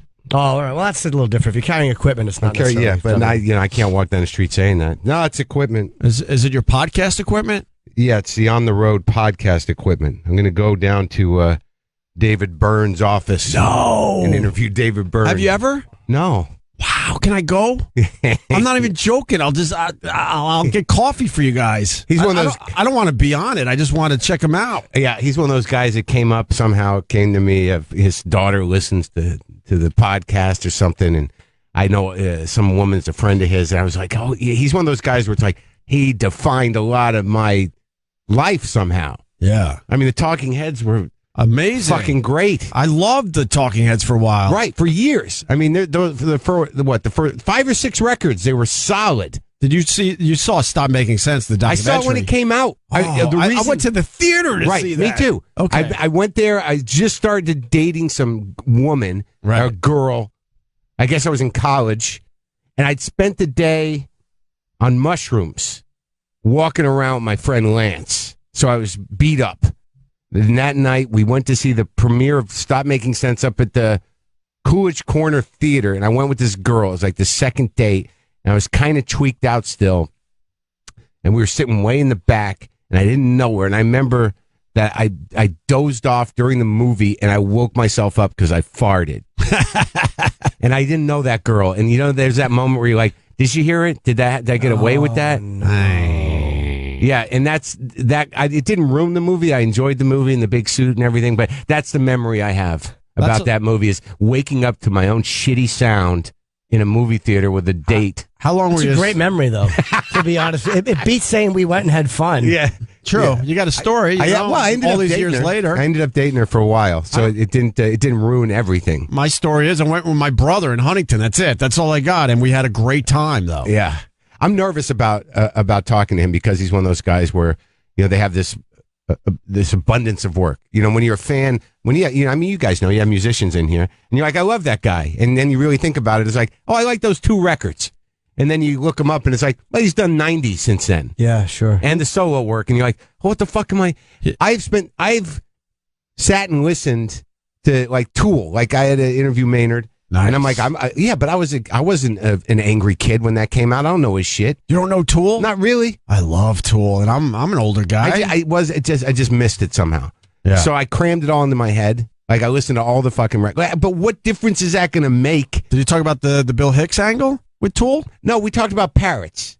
Parrots, and that was the best. That's what makes you good, Mark. Because no, I'm not even joking. Most people would talk about the Bill Hicks thing.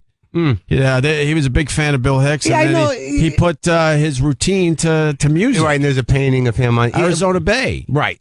Anyway, you talked about parrots. Well, that was the thing. To me, like nice city. Yeah, it's beautiful. It's and the birds. But is he really into parrots? No, the thing is that with a guy like that, there's nerds for that guy that know everything. They know what he eats for fucking breakfast somehow. Like there are guys that like really know that guy. They love Tool. Yeah. So in my mind, I'm like, well, I'm going to have to get around them somehow. I'm not going to be able to service their needs. So it's sort of like, well, fuck them. Let's talk about something, different. Hopefully it goes somewhere else. No, he worked at pet stores. Oh, and okay. He really credits himself with figuring out how to arrange certain pet foods in a way that's more effective. Like he sees himself as a pioneer of pet food display. and he's got a thing for, we had experience with the same parrot in Boston on that same street where I farted in the movie theater. Yeah. There was a small pet store that had this giant macaw parrot, and I think we both knew that parrot. Why didn't anyone buy the parrot? I don't know. I don't know what the market for parrot is, but you go in and I had I visit the parrot at a time where things were not great with me. Do you bring notes with you? What kind of notes do you have?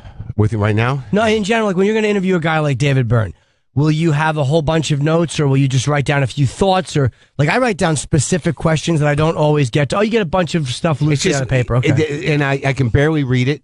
No, I don't have questions, and sometimes it's not the greatest choice. Because sometimes people, when they come to do an interview, they think that you're going to ask them questions, but it's really not the way I like to do it. You try to have a conversation. That's it. And then if they don't want to have that, and then I have no recourse. I'm just sort of stumbling over myself for. I try to go thoughts over questions. Sure, that's what I try. That's what I did. This is mostly on this paper. It's just mostly what I like the record, so I'll remind myself. And then the new thing, you don't want to.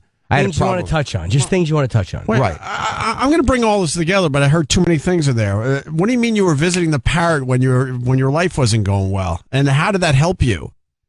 I don't know. When I was in college, I worked at a place up in Coolidge Corner in Boston called Edibles. It was run by these two sort of old Jewish hippies. It's a restaurant. And I was drinking a lot, and there was, and I just wander around. Comics used to do this. This was the best part of our life, is that, you just sort of sign on for this life where it's like, what are you going to do today? I don't know. I'm going to get my pen, and I'll probably wake up around 10:30, 11, and get something to eat. I feel kind of shitty.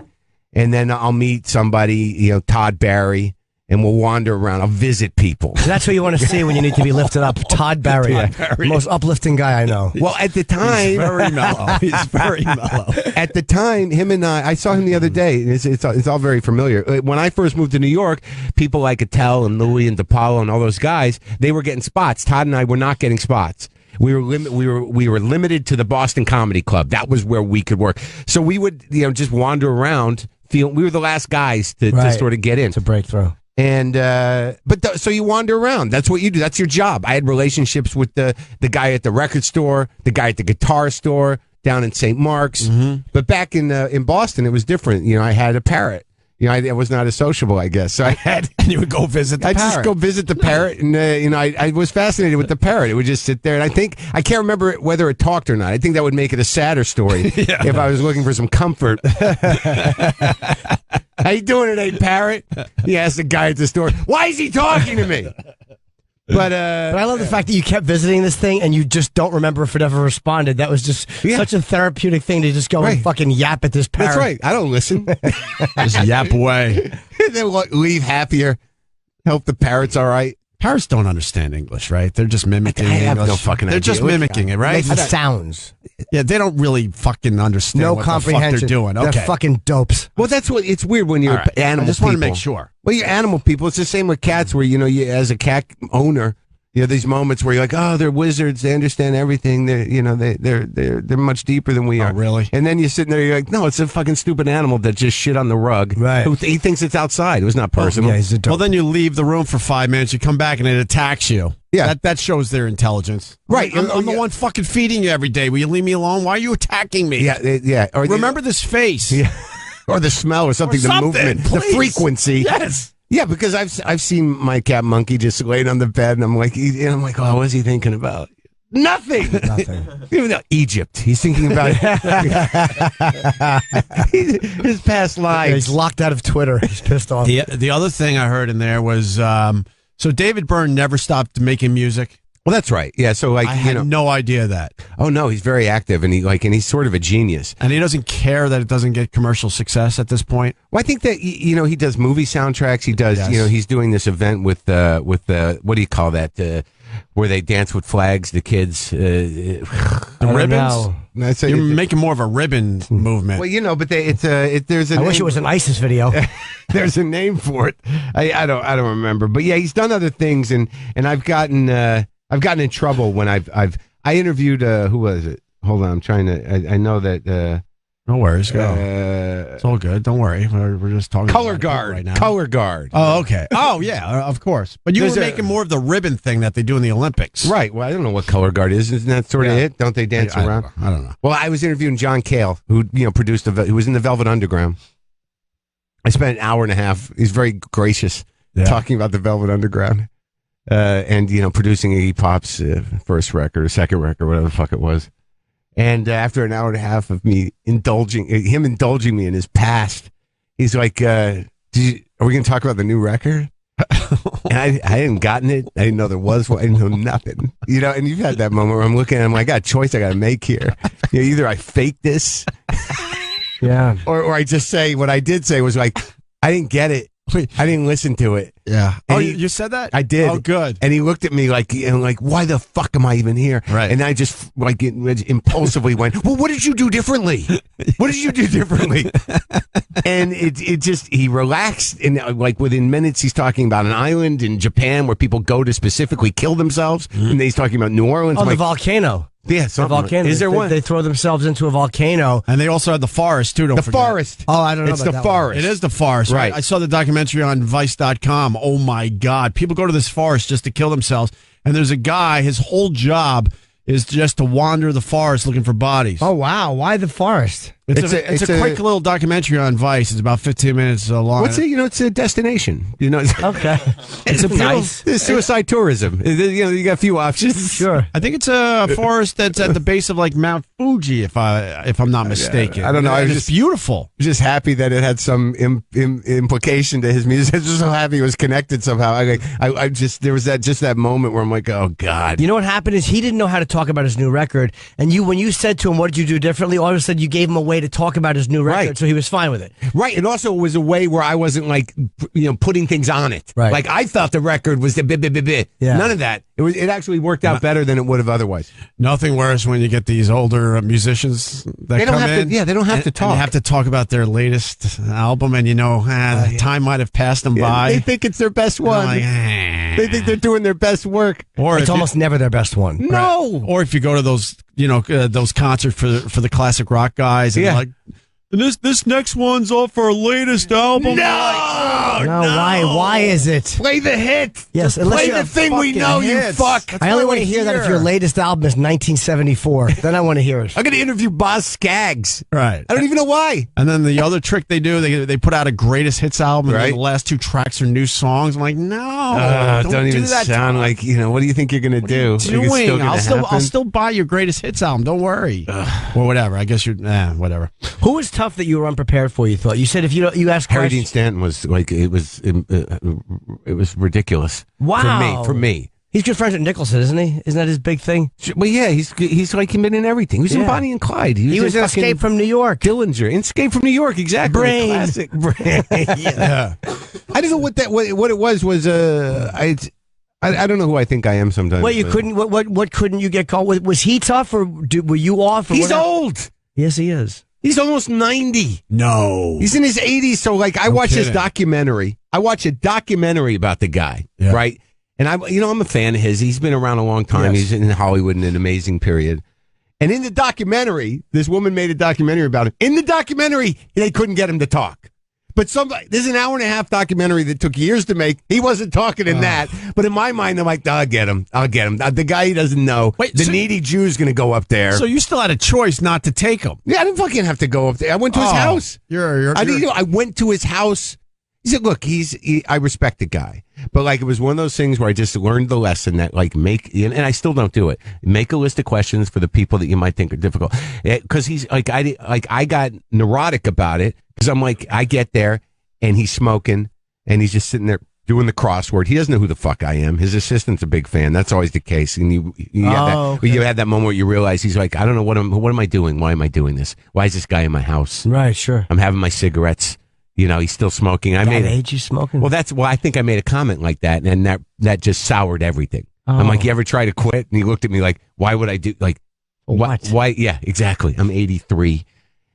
And then it just got off to a weird start, and I could not get him to converse. It was just sort of like, that happened. And this is 5 minutes in, and I'm like, this is going to be a fucking... You knew you were in trouble 5 minutes in. Oh, yeah. Nothing worse than your opening question that you just assume will start a 15-minute conversation, and they go... Yeah, nothing. You're looking at the clock. The panic that comes over you, like, Sweat. Now what? I was sweating. I was expecting 15 minutes off that opener. Like I asked him about movies, and I don't know if he was telling me the truth or not. He's like, "Yeah, I don't remember what that movie was." You don't remember Bonnie and Clyde? But maybe he doesn't. What do I know? He might not. You got to have a bunch. I'll usually have a shitload of questions. Jimmy is well prepared for it. Don't always get to them. I mean, but it's nice. It makes me feel comfortable if I have 30 questions. Right. Just in case the person's having a bad day. It's a safety net. And it makes you then relax a little more for the interview when you know, all right, I could at the very least look down and get a question. Well, I think there's an old idea that if you should know the answer to what you're asking. Like that's the old journalistic idea that like if you're going to ask a question, you should sort of know where it's. But I can't, like if I read too much, then I do that ridiculous thing where it's like in your book you said, and I read the thing that you said, and then it's not, you know. How did it turn out? I mean, it was fine. You obviously turned it around, but how did you do it? I didn't really turn it around, and I made the mistake. I've only done it twice in the history of the podcast where I just, I said at the beginning, this is difficult for me, and then people say, shut up, you fucking baby. He's like 80 something. He reminds me of my grandfather. Maybe you shouldn't have, be so needy and, just let it be. Let the guy talk at his own pace. Like a lot of times my experience has nothing to do with the experience of people listening. I didn't get a full hour out of it. And I ended up, also interviewing the woman who directed the documentary to sort of bolster the episode. But it was fine. But it was like, he's just an old guy that has that attitude. Was the documentary good even though he wasn't talking? No, it was great because he's a mysterious cat. He's like a weird old sort of Buddhist cat who he was part of that crew, the Nicholson 70s, James Caan, Dantana, kind of, they were real deal, balls to the wall, fucking party dudes. What I notice about your podcast, and I think it would be really exciting, you go to a lot of these guys' homes. Few of them, if they can't move. Big fucking stars. Do you get a little freaked out pulling up to their houses, or? Well, I'm freaked out all the time. I don't know, I don't even know what what relationship it means that I have with anybody because for me, the podcast is. I need to sort of connect with them. I need to feel like we've had some sort of experience, but it has no bearing on what they really think of me or whether they remember me. I've been to a few houses. I've been to I went to Larry King's house. How was that? He was sort of an ass. He was. He kind of is though. We get to talk. He comes in here on a pretty much regular basis now. He really is an ass. Well, I don't know who got what wrong or what, but I got to his house and I had the interview at 11:15 in my book. So I sat in front of his house. I got there early and I sat there with my bag, with my purse. And, I knock on the door at 11:15 and someone answers. I walk in. He's standing in the rotunda of this mansion. And he goes, "You're late." And I'm like, "I got 11:15. He goes, "I had 11 o'clock. And I'm like, "Well, all right." He's like, "Yeah, you're late." And I was just like, because I didn't give a fuck. And I'm like, "Well, what do you want to do?" Because I don't have to do it. I don't care. It's like, how long is it going to take? God. You should have left. Yeah, I know. And I'm like, I don't know, 45 minutes. He's like, all right, fine. Go set up in there. That's a horrible way to start. Part of it is, though, not knowing you. That's Larry. He's like, I'm Larry King, and I'm doing a guy's podcast. I'm doing it, and the guy's late. He doesn't know that you'd have I get that. Yeah. I get that. But he sends me into his living room, right? So I set up my shit. I got the mics, and he comes in, and we do the interview. But and he looks, he's got a clock in his head. He's like, all right, that's it. That's 45. I'm like, all right, fine, fuck it. It was okay. And then he gets up and he walks away, and no one sees me out. The urge to steal some shit from his fucking house was so big. There was part of me that's like, who the fuck? How impolite is that? Why don't I just take a painting? Yeah. But I didn't. Or a towel with LK on it. Yeah, something. Why don't I just take a painting? What were you eyeing for real? He just had a painting of his wife in there. What do you want to walk out with that for? Okay. But no, he had shit on the table. But I don't do that. What do you want to be, that guy? Just gonna, why not? Fuck you. I'm gonna take a painting. A little taste. Yeah. You're gonna leave me like that.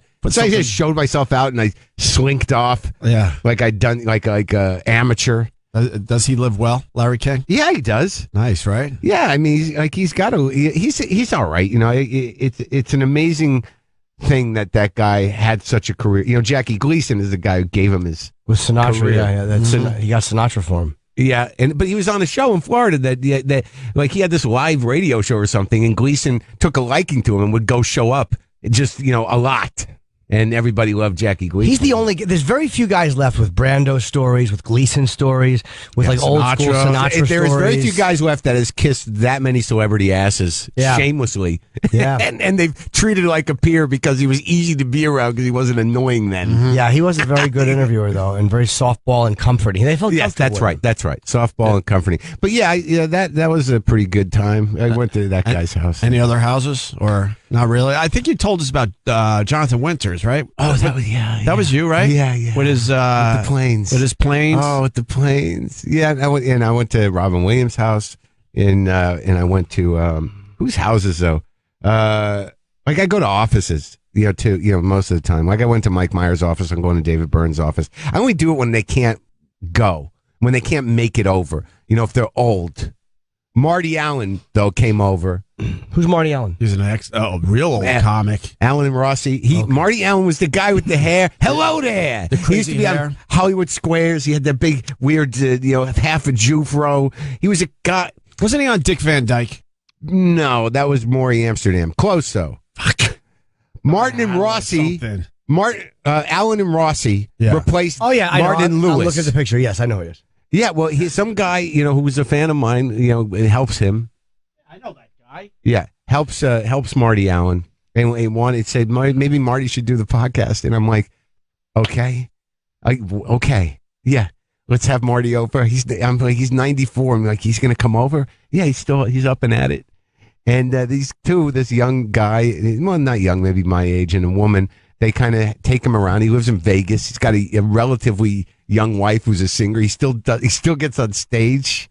And they drive up with 94-year-old Marty Allen, who's like trying to get up my driveway. There's that moment with old people where you're with other people and you're just watching an old person struggle and you're like, is there anything no, I can do it. So and he goes up the driveway. So wrong, but funny. No, but it's great. He's got this perseverance. Yeah. But, how was he? Fine. If you didn't get him off the narrative, like he's got his story. He met the Beatles. They were there on the same night as the Beatles' first Sullivan appearance. Oh, was he the comedian working? Right. He was the guy. Right. Is that Martin and Rossi. Okay. The two of them. The two. What did he say about it?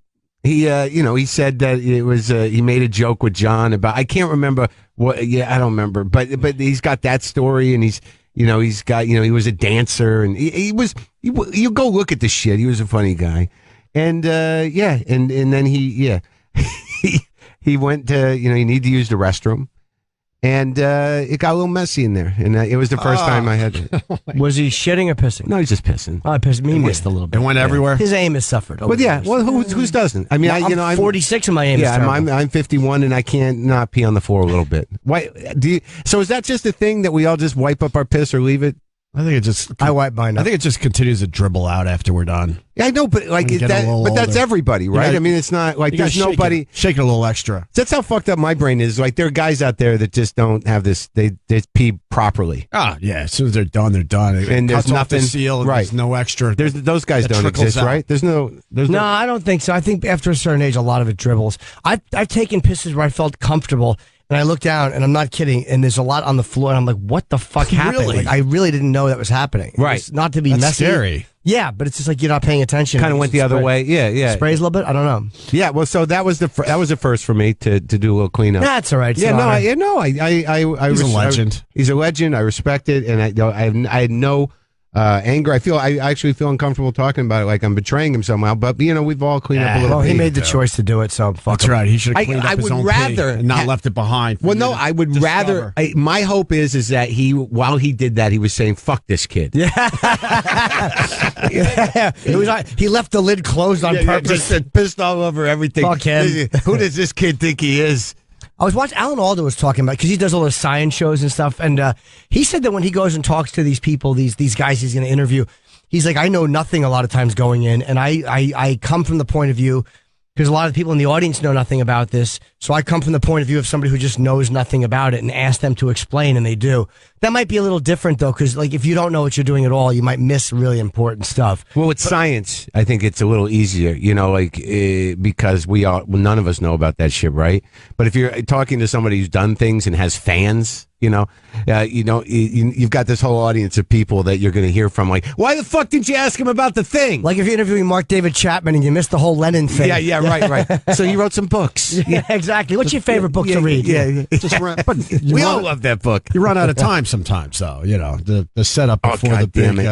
I leave when they leave sometimes. I'm like, what the fuck forgot happened? about this, and this. Bryan Cranston, they shoot Breaking Bad in fucking Albuquerque. I grew up there. And I didn't mention it because I was so nervous. Really? The one thing I could have connected it on.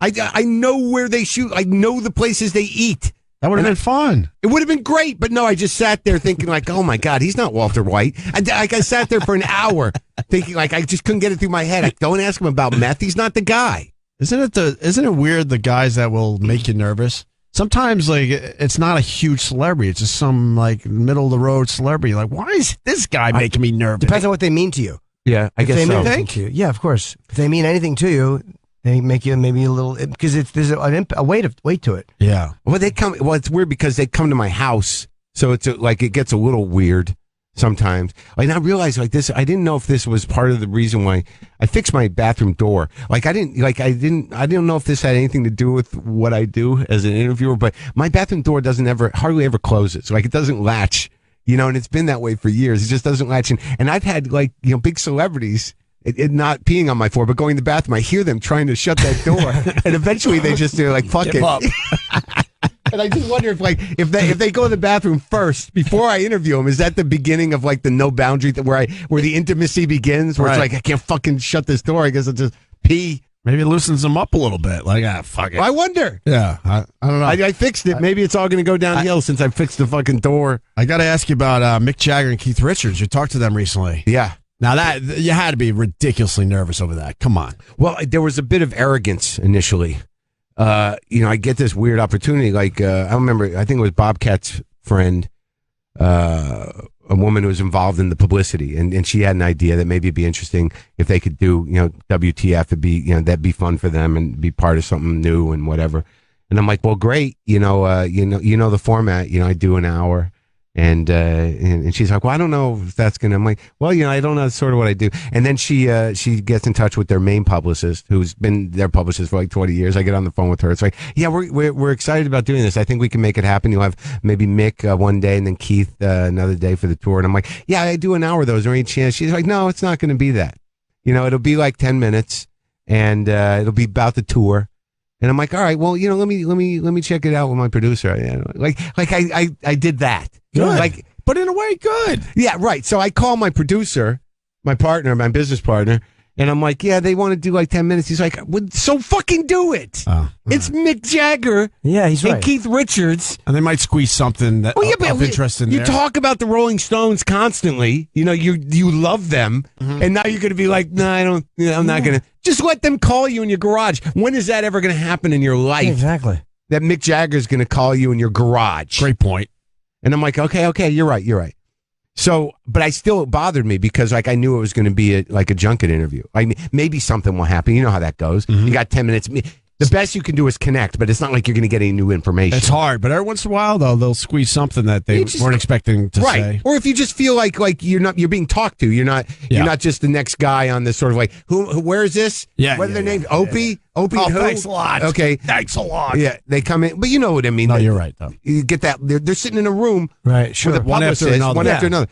So, but this wasn't the only way I could figure to frame it was I get my friend Dean Delray, who's a comedian and a character, who's a huge Stones fan. He's a real character, this guy. He's a rock guy. He does a podcast called Let There Be Talk.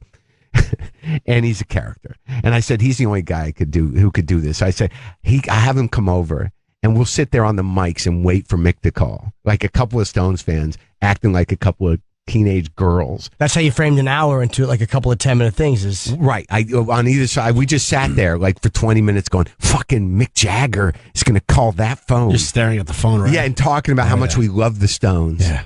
And then, the phone rings and we're like, and I pick it up and it's like the publicist and he's running a little late. Can he call later? And I'm like, what do you mean? How much later? We're waiting.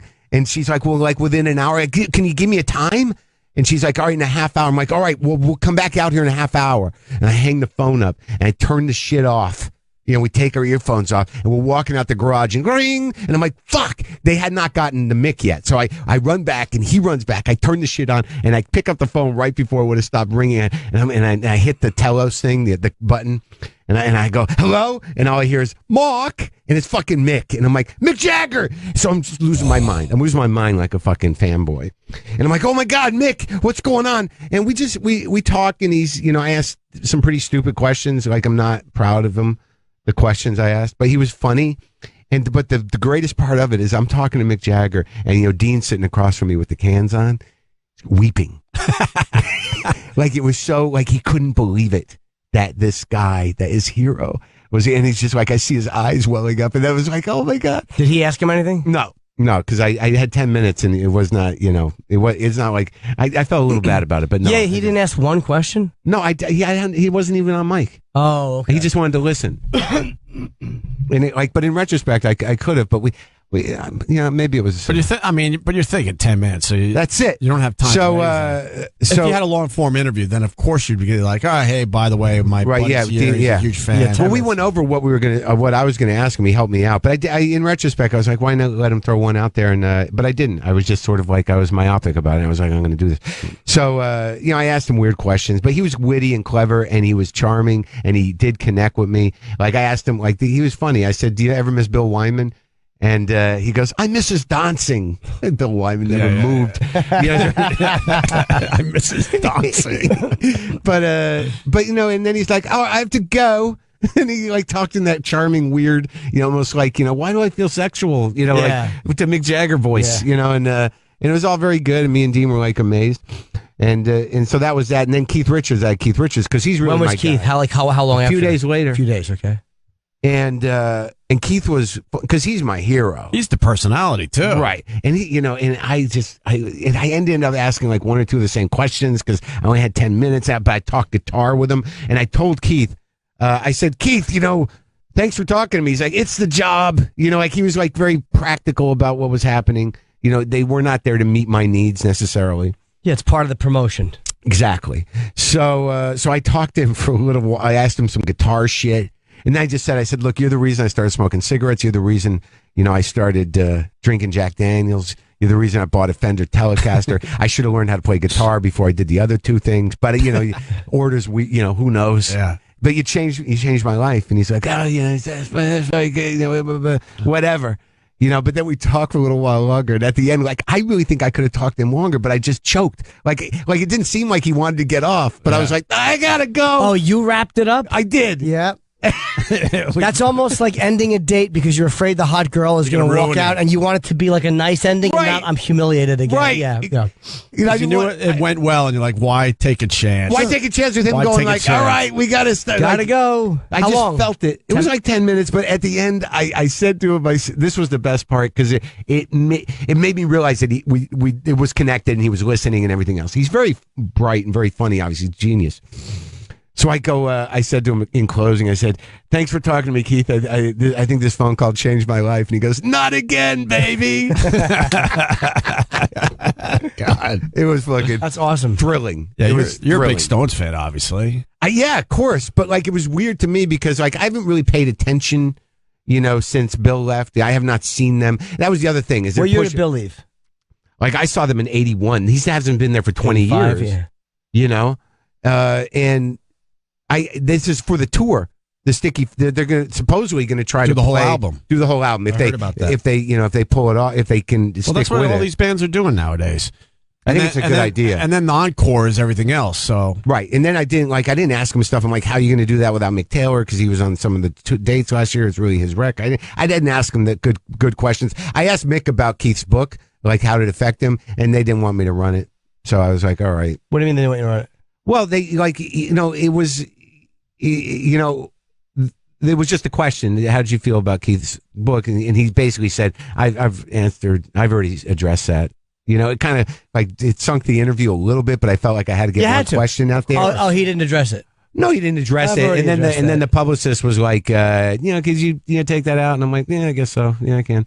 So, because it didn't go anywhere. That was a long book. I loved it. Yeah, a lot. Every set was like reading the Bible to me. I couldn't believe it. Unbelievable. I haven't read it. Oh, you got to read it. But the weird thing is like if you grow up a Stones fan, you got this idea in your head that this guy was just this sort of like brilliant kind of rhythm guitar player, was just so fucked up all the time. It's amazed that he could talk or think or even go on living. And then you read this book and you're like, holy shit, this guy's like Charles Dickens. He's fucking brilliant, and he's deep and he's thoughtful, and I couldn't believe it. It was like it was completely contrary. And it's obvious that he talked the book.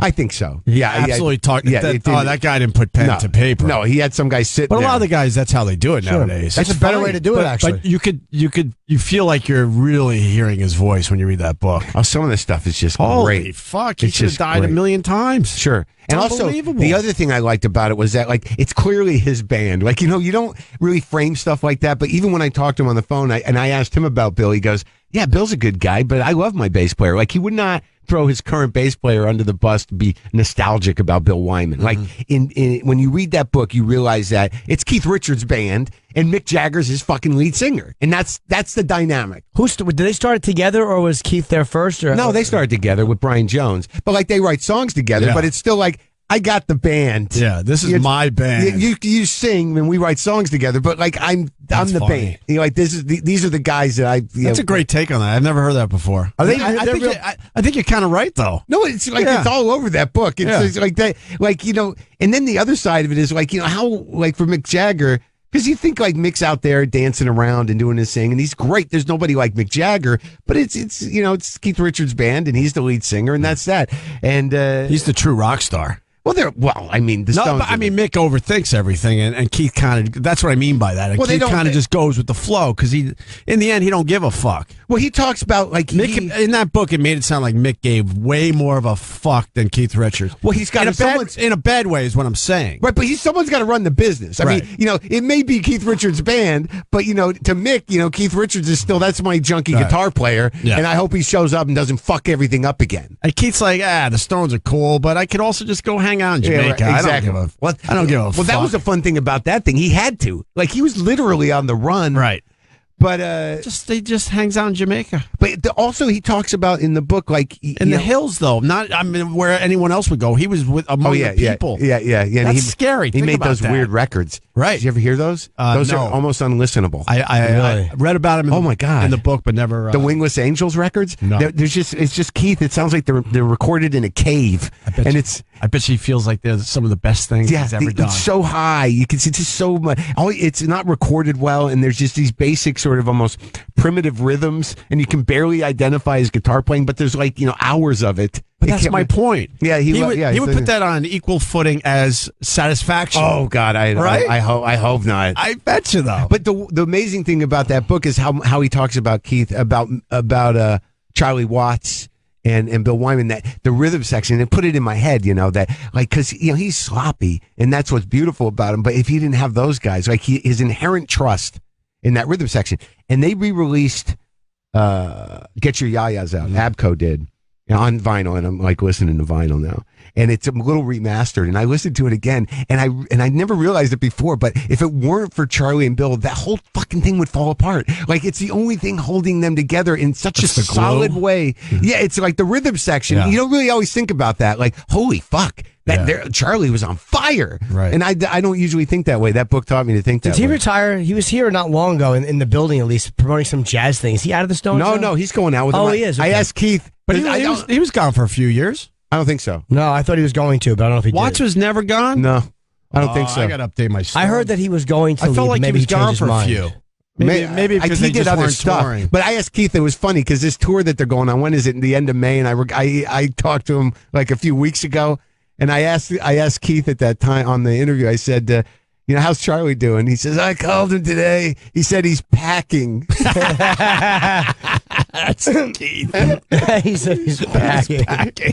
How old are those guys now? They're all in their 70s, 74, 75? Yeah. No. No, 72 maybe? Yeah, I think that's right. I think that's early 70s. 70s. Everyone's getting old, dude.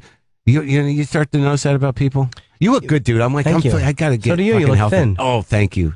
I'm going to jerk off now. Yeah, you do. Thank you. I know it's the first thing I thought about. You kept all the weight off and you look healthy. I feel terrible. You look healthy. Thank you. That starts to be a compliment when you're in your 40s and 50s. It's like, but you know what? It beats the other option, which is fucking dropping dead at 30. So I guess it stinks, but it's like, fuck it. Yeah. I'm lucky I didn't fucking get hit by a bus. Right. Or fucking get, cancer of the spine or some dumb shit. What about these fucking guys that drop dead in their 40s who get no Comedians drop dead in their 40s or they live to be 80, 85. That's the way I look at it. If I make it through my 40s. You're good. I'm How good old till are you almost. now? I'm 46.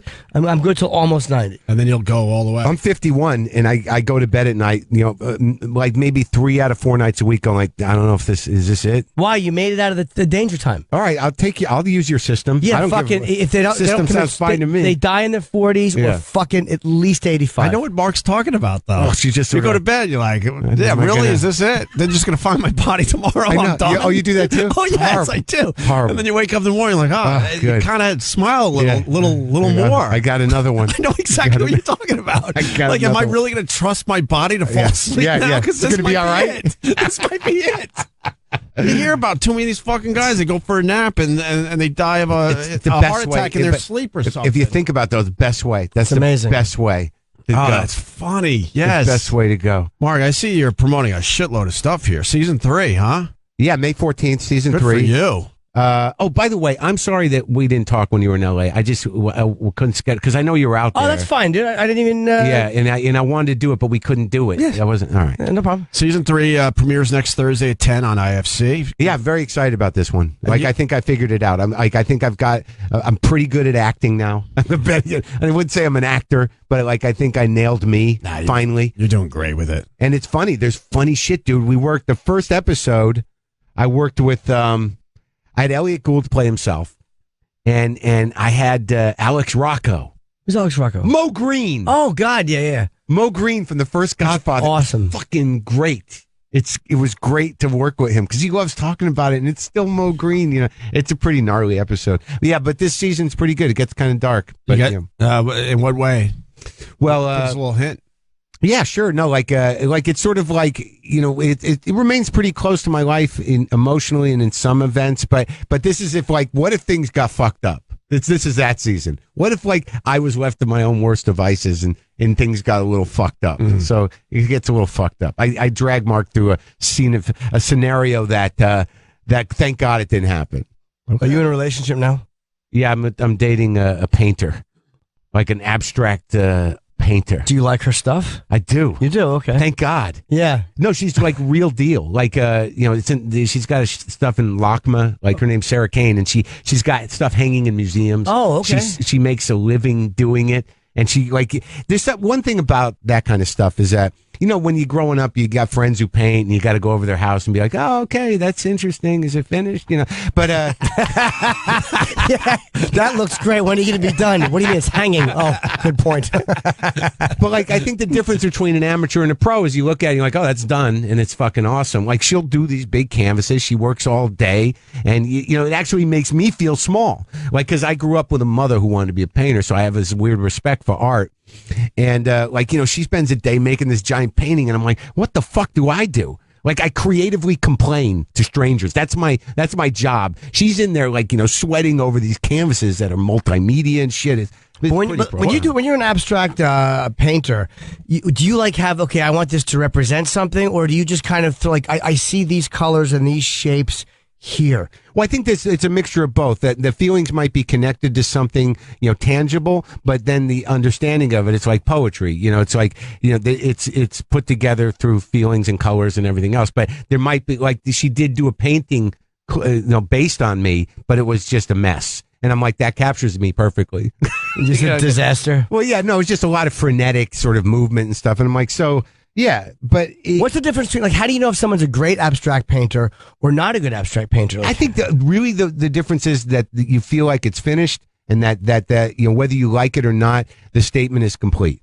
Like, that's my feeling. Like, I like Mark Rothko. I was a huge fan of his shit, and I would go see them at the museum and spend time with them. And not because I have any great understanding of abstract art or art in general, but they moved me, and I can let them move me.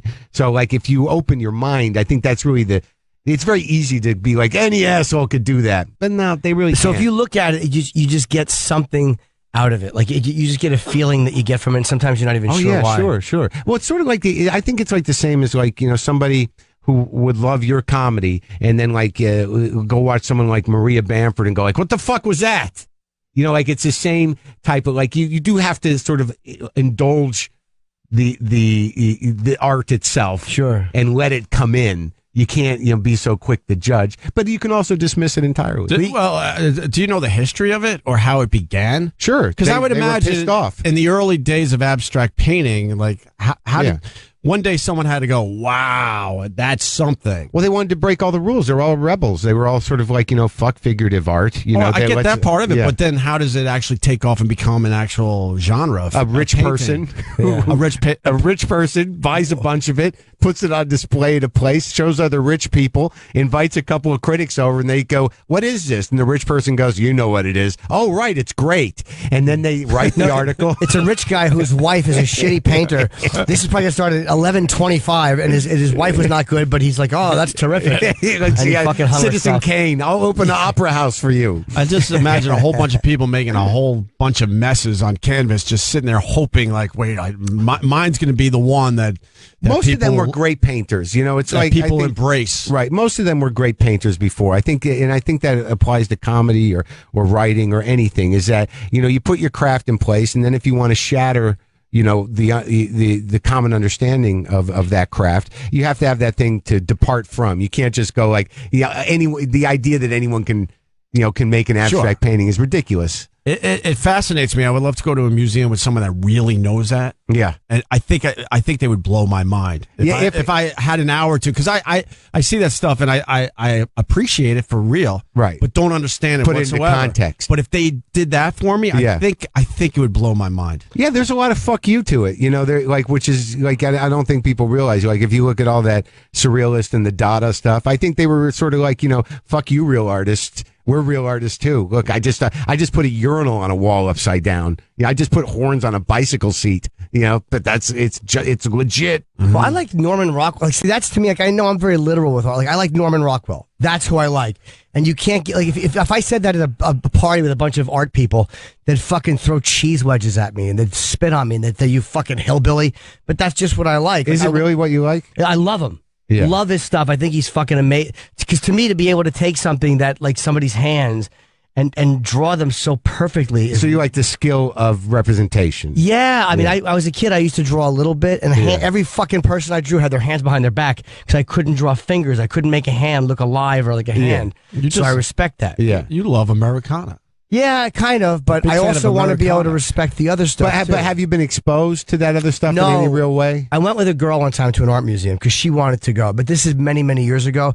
Like, I'd like to go to the Guggenheim or the Met or something and just like look at it. Yeah. Whether or not I like it, I still want to give it another shot now that I'm older. Yeah, why not? And you can find that person, Opie. Someone will walk you through. Oh, no, you know what? Yeah. I just thought of this on the spot, and now I'm excited. I'm going to do this. Yeah, because I really believe it'll blow my mind when they really explain what the hell's on it might be even more fun to go with someone who thinks they know what they're talking about. We have plenty of people. I'm sure someone will call and give me that opportunity. Like, sometimes you see like that dumb painting, The Scream. Like, when I look at that painting, it's like, obviously it's a masterpiece or whatever. Yeah. But you look at it and it just does something. Yeah. Like, I don't know what, but I look at that and I'm like, ugh. Well, that's good. I really like that. Like, I want to own that. Like, I would love to look at that every day. That's what it's supposed to do. I read Patton Oswalt's latest book, and he was talking about The Night Cafe by Van Gogh. Yeah, exactly. He made me go and look that up. That stupid Patton. I went and looked that fucking thing up. Yes. And I really appreciated what he was saying about this painting, and I was blown away by it. I was like, wow, God. To me, I didn't see any of that until he sort of like opened my eyes to it. Well, yeah, there's people that they spend their whole lives in academia, reading into things and defining things and putting projecting things onto things, and that's that is the world of study. Did you know Joe Ansis from Dangerfields? I wish I knew him. He was an older guy. He knew Lenny very well. He was Rodney's best friend. Roommate for years. Yeah, and he would hang at Dangerfields. And he would just go in there and have a drink or a shot and talk. And whenever we talked, he said he liked my comedic, whatever. He always says comedic. Uh-huh. But he was a huge art fan. Yeah. I would talk to him once in a while about art. He literally, his whole day was spent. He would travel. I don't know where he got his money from, but he would travel and just to go out to fucking art museums. He traveled the world just to see art and spend hours every day looking at art. And I'm like, I wish I understood that obsession. Supposedly abstract art started in New York City, 1949. According to Steve, who seems to know what he's talking about. When was Picasso? I would have thought, wasn't he abstract art? Yeah, I like Pablo Picasso. He wasn't quite abstract. He was cubism. Okay, I don't like. I don't know if he would be called abstract. Really, I didn't appreciate when he started moving around the nose and stuff. But His I think early- Abstract's like his blue period. I was pretty, loved. yeah. I With loved. I what- love a lot the of blue Pablo period. We're like, Picasso. what's wrong with her neck? Right. And she's ironing. Why is her neck broken? No, I think got a little strange. The early abstracts were like Pollock and de Kooning and what's it, Kandinsky. We look up. You said your girlfriend's name. What was Sarah Kane. Yeah, look her up because I want to see what she paints. Okay. What was I just? Oh, Joe Ancis, man. You ever read this guy Cliff Nestoroff? I never heard of him. He writes under the name Classic Showbiz on the WFMU blog. He's got a book coming out, and I've interviewed him on my show. He's a great comedy historian. You got to read his blog posts. His name's Cliff Nestoroff, Kliph Nestoroff, Sesteroff, and most of them are on the WFMU blog. But he wrote a bit about Ancis and Dangerfield, and it's a fucking great piece of writing. He really gets into the dark corners of old comedy, like the Mob and all that stuff. But the Ancis Dangerfield thing is an amazing sort of story and friendship, because Ancis, he was Lenny Bruce's buddy, and a lot of people think Lenny kind of copped his style. His way, hey, Daddy-O, and all that stuff, and the way he talked. But like him and Rodney were like best friends, and when Rodney quit the business, when he was Jack Roy, or whatever his original name was, him and Ancis, Rodney had a family, and he was like selling aluminum siding. Yeah. And him and Ancis were running around, doing the aluminum siding thing, but they were also coming into the city. I think it was suggested that maybe they'd get reefer for people, but also to sell jokes. So there's this idea that like there was a period in early comedy where Dangerfield really doesn't get the props for writing a lot of material for guys. They would literally come into the city from selling aluminum siding and sell jokes out of the car, him and Ancis. Before Dangerfield was Dangerfield. And didn't Joe was supposedly such a funny guy who all the comedians loved, but he never did stand up, and he was one of those guys that people legitimately said you should perform, and he just never did. Right, he was exactly. Scared of being on you stage know those guys. You know those guys, right? I don't know any of my personal life that I think should do comedy. I'm trying to think if I know anyone that hangs around comics. Him, I just knew like that was the legend of Joe Ancis. Yeah. And he was a very nice dude, man. He would just sit there and just all night at Dangerfield just chat and fucking. I wish I met him. I wish I'd met him. Yeah, I really liked him a lot, and I forget when he just died one day. He just wasn't there anymore. But yeah, but him and Rodney were like best friends forever, and they're old reefer guys. I like those old reefer guys. You know what I mean? They smoked weed back in the day. Like Rodney. I had some good stories that people told about Rodney on my show. We had him on. Yeah, over the years. Who saved his life? Robert Klein told us that he saved Rodney's life when he almost drowned. He was sailing. He fell off a boat and he jumped in. I think they were sailing. Oh, what's the story? He just told it on. Well, he jumped off the boat to swim. How was Klein talking to him? Good. He was great. He was amazing. He likes to talk. He's really a fun guy to talk to, and I have such a respect for him as a comic. And some of those guys, you just get out of their way. Robert Klein's one of those guys. Ask him a question and let him go for 20 minutes. Yeah. When are you going to have that opportunity again? Yeah. But Rodney, I think, was fooling around, jumped off this boat, and he was in deep fucking trouble, and Robert Klein had to save him. I think he fished him out or something. Came around and got him. There was a story that Carl LeBeau, I think, told on my podcast. Carl LeBeau was Kennison's best friend. Oh, of course. And there was the period where Sam and Rodney had developed some sort of friendship, And there was, I don't know, I guess Sam had been up all fucking night or for 3 nights partying, and and I don't know what the issue was, but Rodney was called to come over, and apparently Rodney walked in the room and saw Sam and said, "Look at little Nero." And apparently Richard Lewis says Rodney used to call depression the heaviness.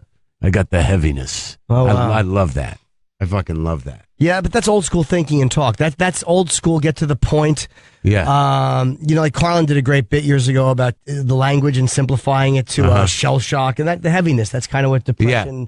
But he doesn't get his I don't think Rodney Dangerfield gets his proper respect to be not to be ironic. No, I think you're right. But it's like that guy was one of the best comics ever. Yes. And somehow he gets pushed to the side. He doesn't get put into the I feel like he was such a dark loner that even the community of comics that he came up with sort of oof, Rodney. I think in a lot of ways too, like when you watch his old Carson appearances and stuff, he would fucking hammer, man. He would go on there and he was literally doing a few jokes a minute. Yeah, it's amazing. Set up, punch, and it was a fucking it was a kill, laugh, kill, laugh, kill. Right. Rodney was fucking unbelievably funny comic. Oh, yeah. And you're right, he does not get the credit.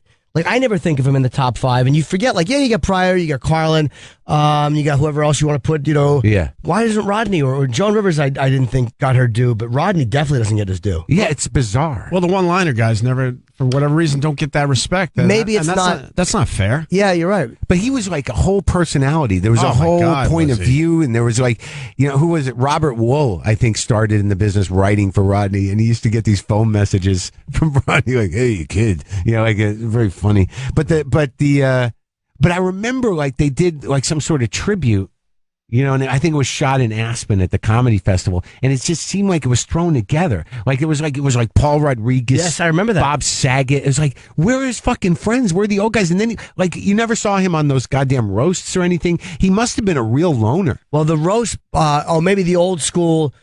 You mean the old school Dean Martin roast? Maybe he didn't want to do those, or maybe he didn't feel he was good at them.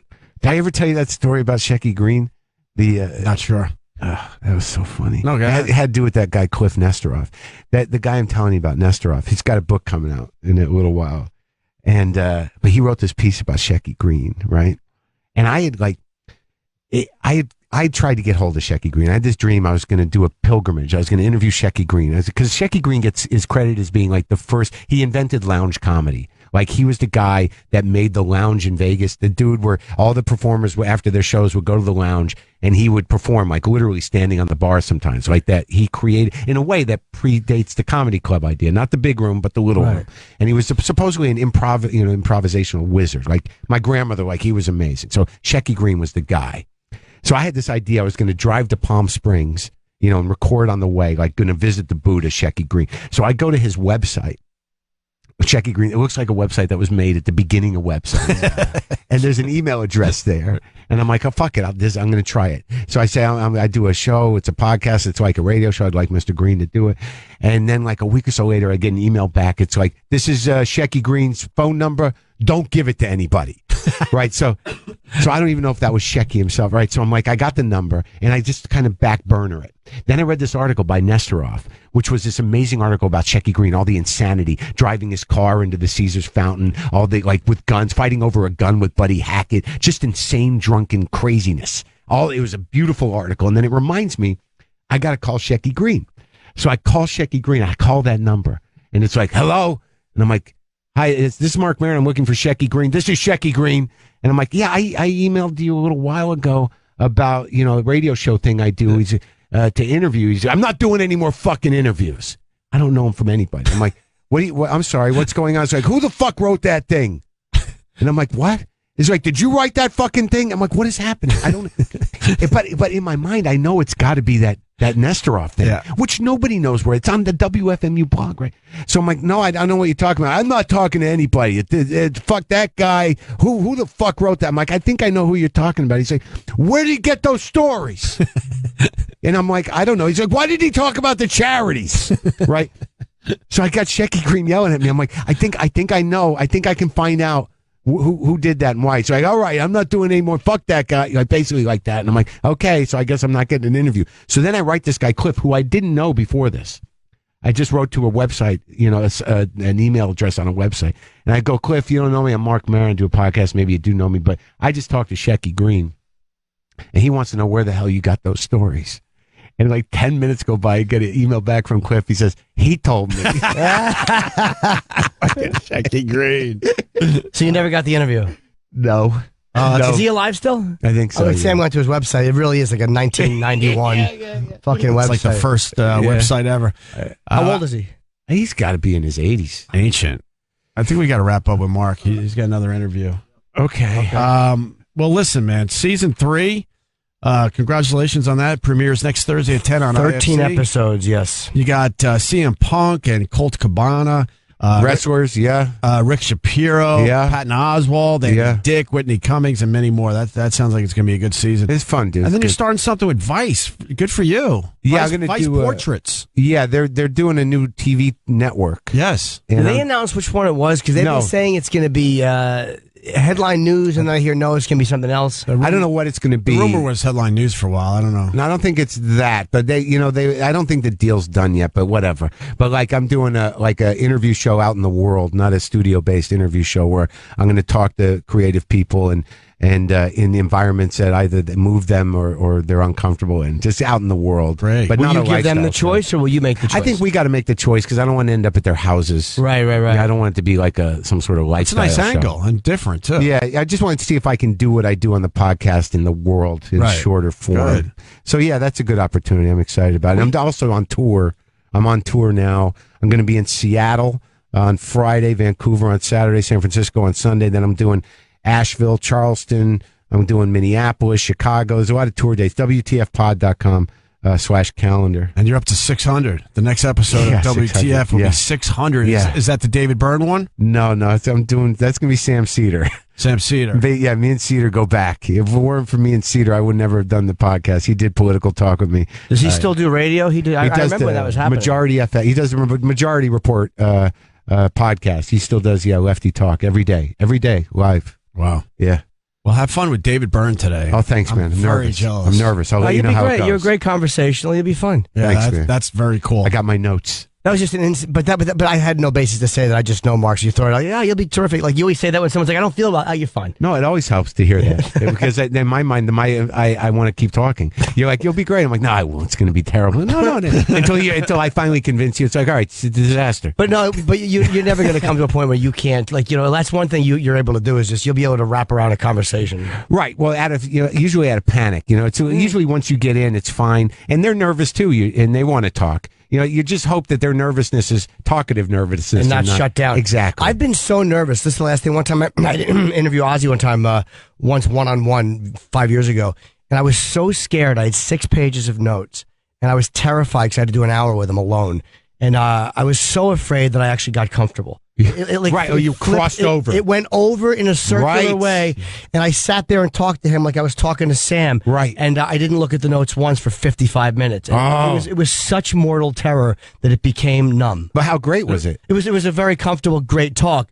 But I mean, one less ounce of nervousness, and I would have panicked and fucked up the whole thing and had my face in the paper. Right. Your survival instinct kicked in. That's all it was like kicked in. It made you listen too. Like, I had holy to fuck, listen. I'm gonna. It kicks in sometimes. Oh, absolutely. And any time you can have a conversation and walk away from it really knowing in your heart that your hero is not an asshole. Yes. And that and that they're everything you hope they would be. It's a fucking great thing. And more importantly, that they don't think you're one. That's even.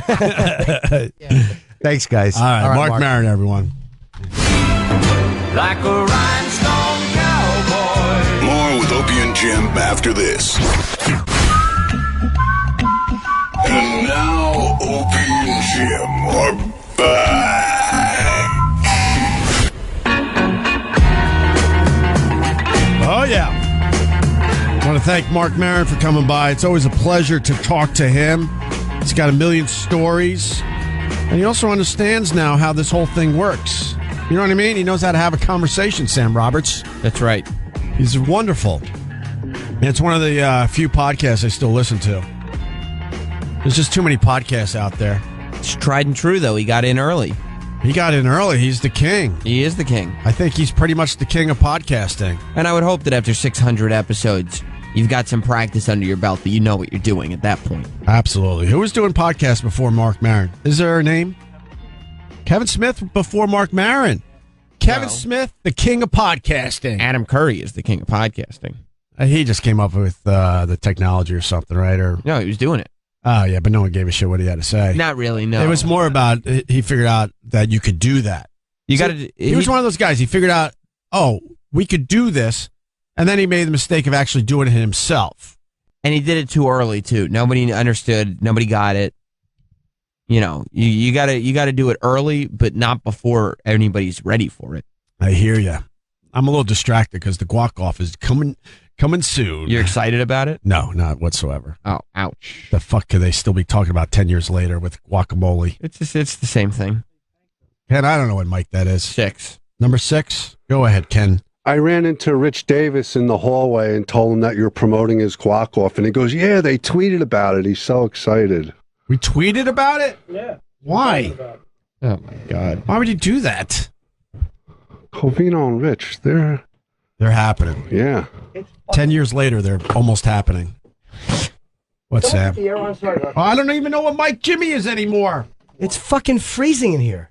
Huh? It's freezing in here. Huh? What's that? Well, then whatever is something is not working. It's fine. Like literally, Maron was cold. We're all cold. Well, they want to keep us a little colder so we could perform. That's cool. cool. It's like the Letterman theory.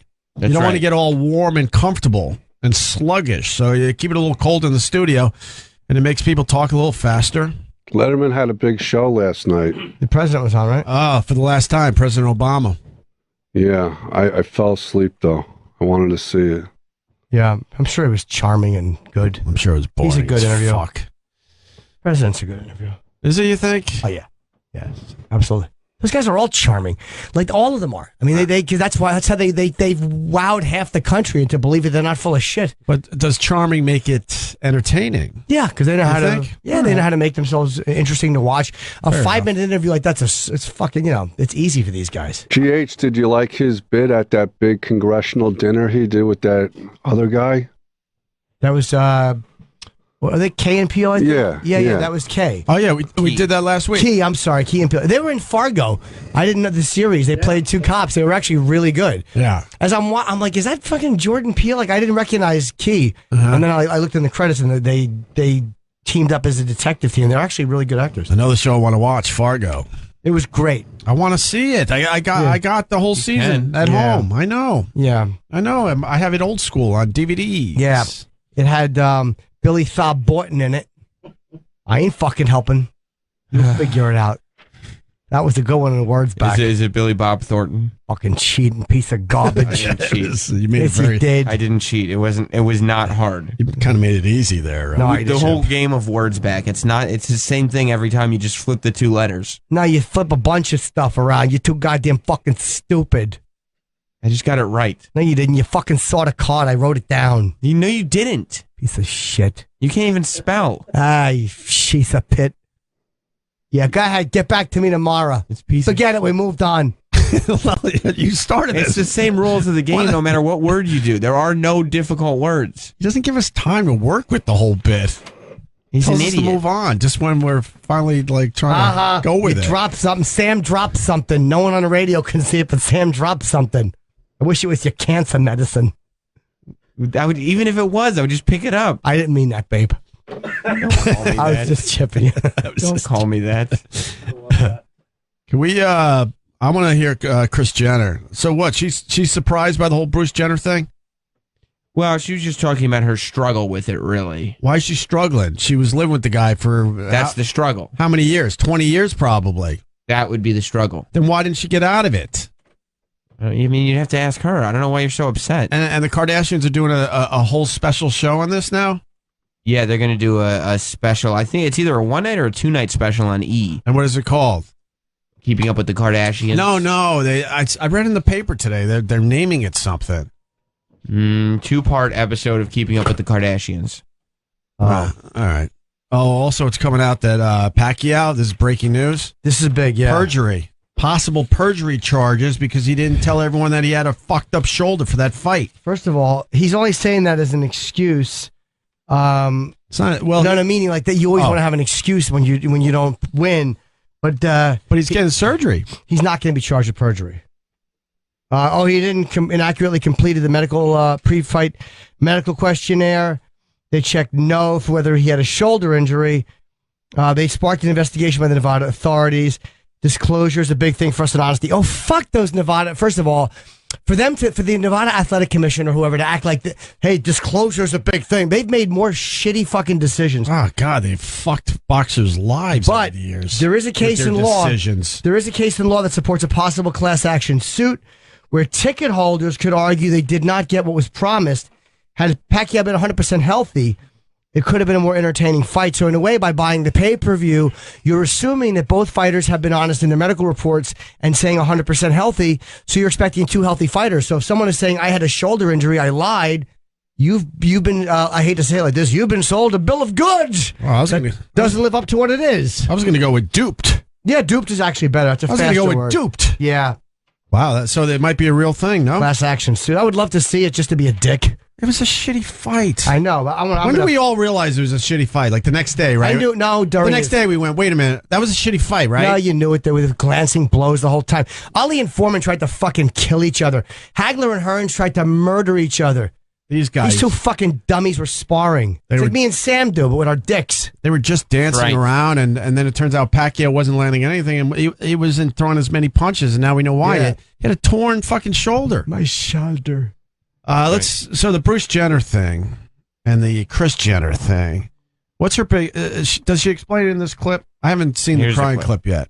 I don't get to see it. Who's that woman talking to her? That's Kim Kardashian. I swear to God, her hair's She's different. very famous. I know who she is, but I just didn't recognize her in that picture. Let me see if I'll fuck that bitch. I want to see if I would have recognized. Oh yeah, of course. No, I wasn't. I'm really not joking or trying to be Kim Kardashian. I'm not trying to be cute. It happens incidentally, but I'm not trying to You be might cute. need an eye doctor. Oh my God. You can't help but be cute. I'm just be cute naturally. People say I got NC. I thought you had a Halloween costume on or something. That's why you didn't know. It couldn't be more obvious. Just a black shirt. Yeah. All right. It's pretty much her day-to-day wear. Go ahead. His entire life of waking up and feeling like, whoa, this isn't my body. This doesn't feel comfortable. That's the only way I can kind of imagine it. And you really have to let go. I have these memories of this life, and I feel sometimes like it didn't exist. That clip stunk. That's what they're promoting today. That's viral today. Yep.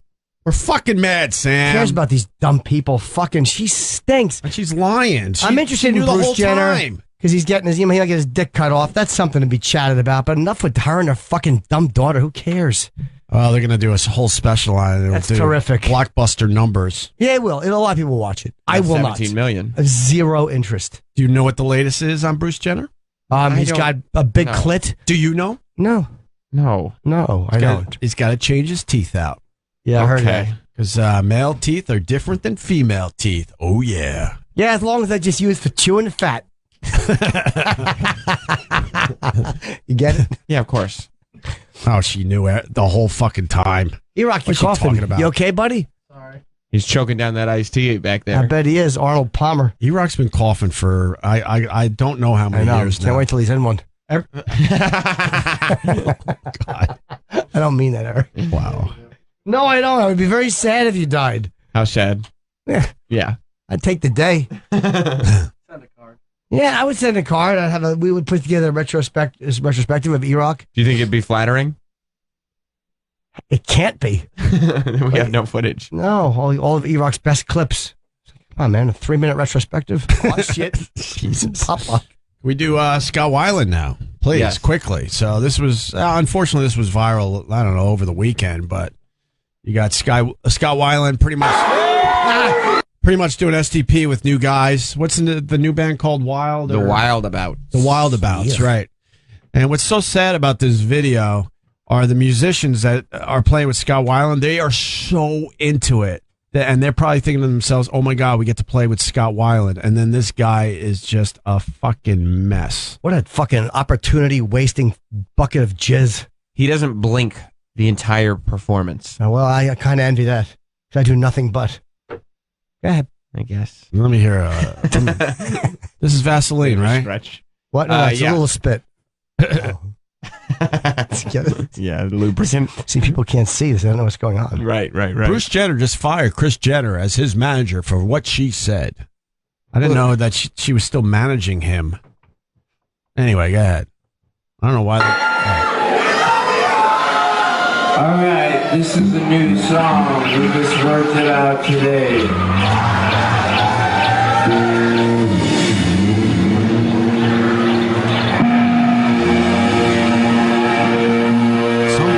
Some people just love drugs. Just love them.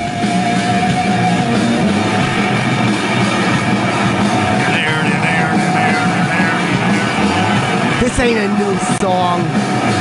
Good call, Jay. This is an old fucking song. Yeah, got it. You fucking lie. Yeah. This ain't fucking new. Yeah, I know.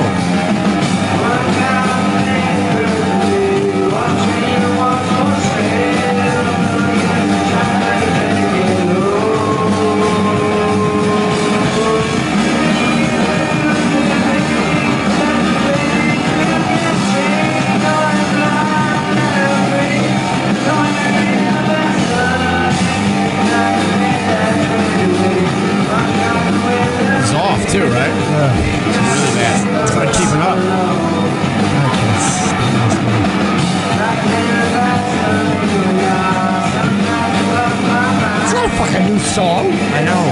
Fucking lie. Got it. He said it was new.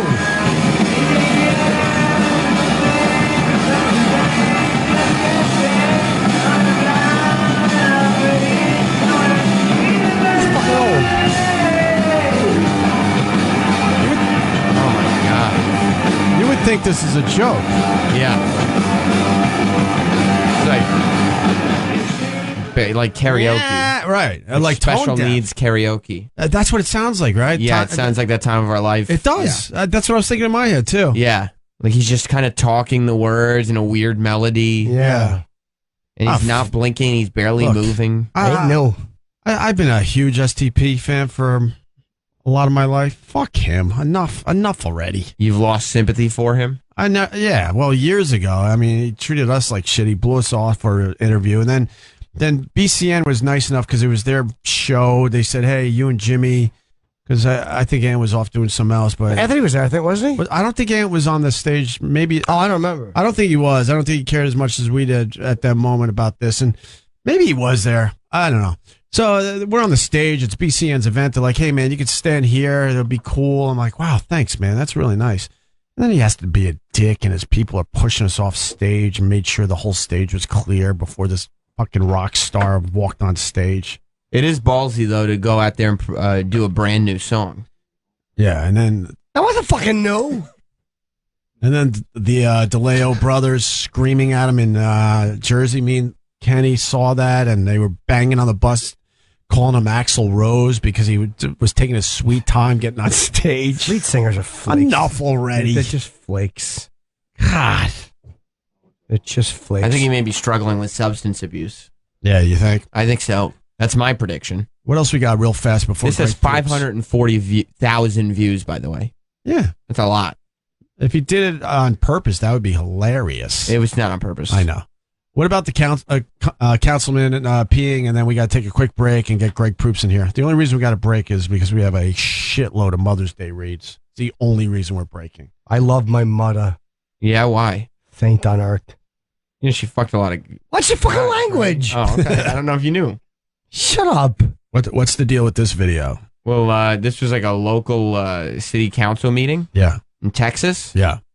And some guy stood up. Yeah.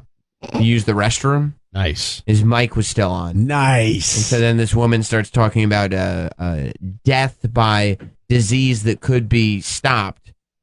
And there's piss sound in the background. Let's hear it. Okay. And this is Ms. Jonro. Thank you, Mayor. I'll try and keep this brief. I won't belabor all the details. I'm sure most of you remember Mr. Guest's presentation from last time, and I imagine he's going to hit some of the highlights here in a minute. But I do want to just say that if your life has not already been touched by an antibiotic-resistant disease, it probably will be at some point. My mother has fought a MRSA infection. I have a high school friend whose 3-year-old son almost died from C. diff, and he will be dealing with the consequences of that for the rest of his life. But the thing is that these deadly infections, there's something we can do about it. And what we can do is call on governmental representatives that are higher up the chain of command. Oh, she's laughing. For laughing. Good for her. What a full stream.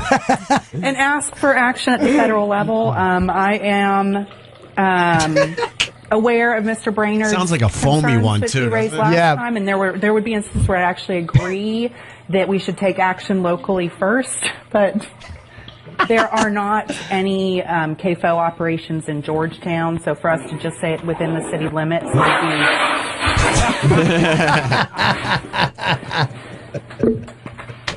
be... She can't talk. She's laughing so hard. That's great.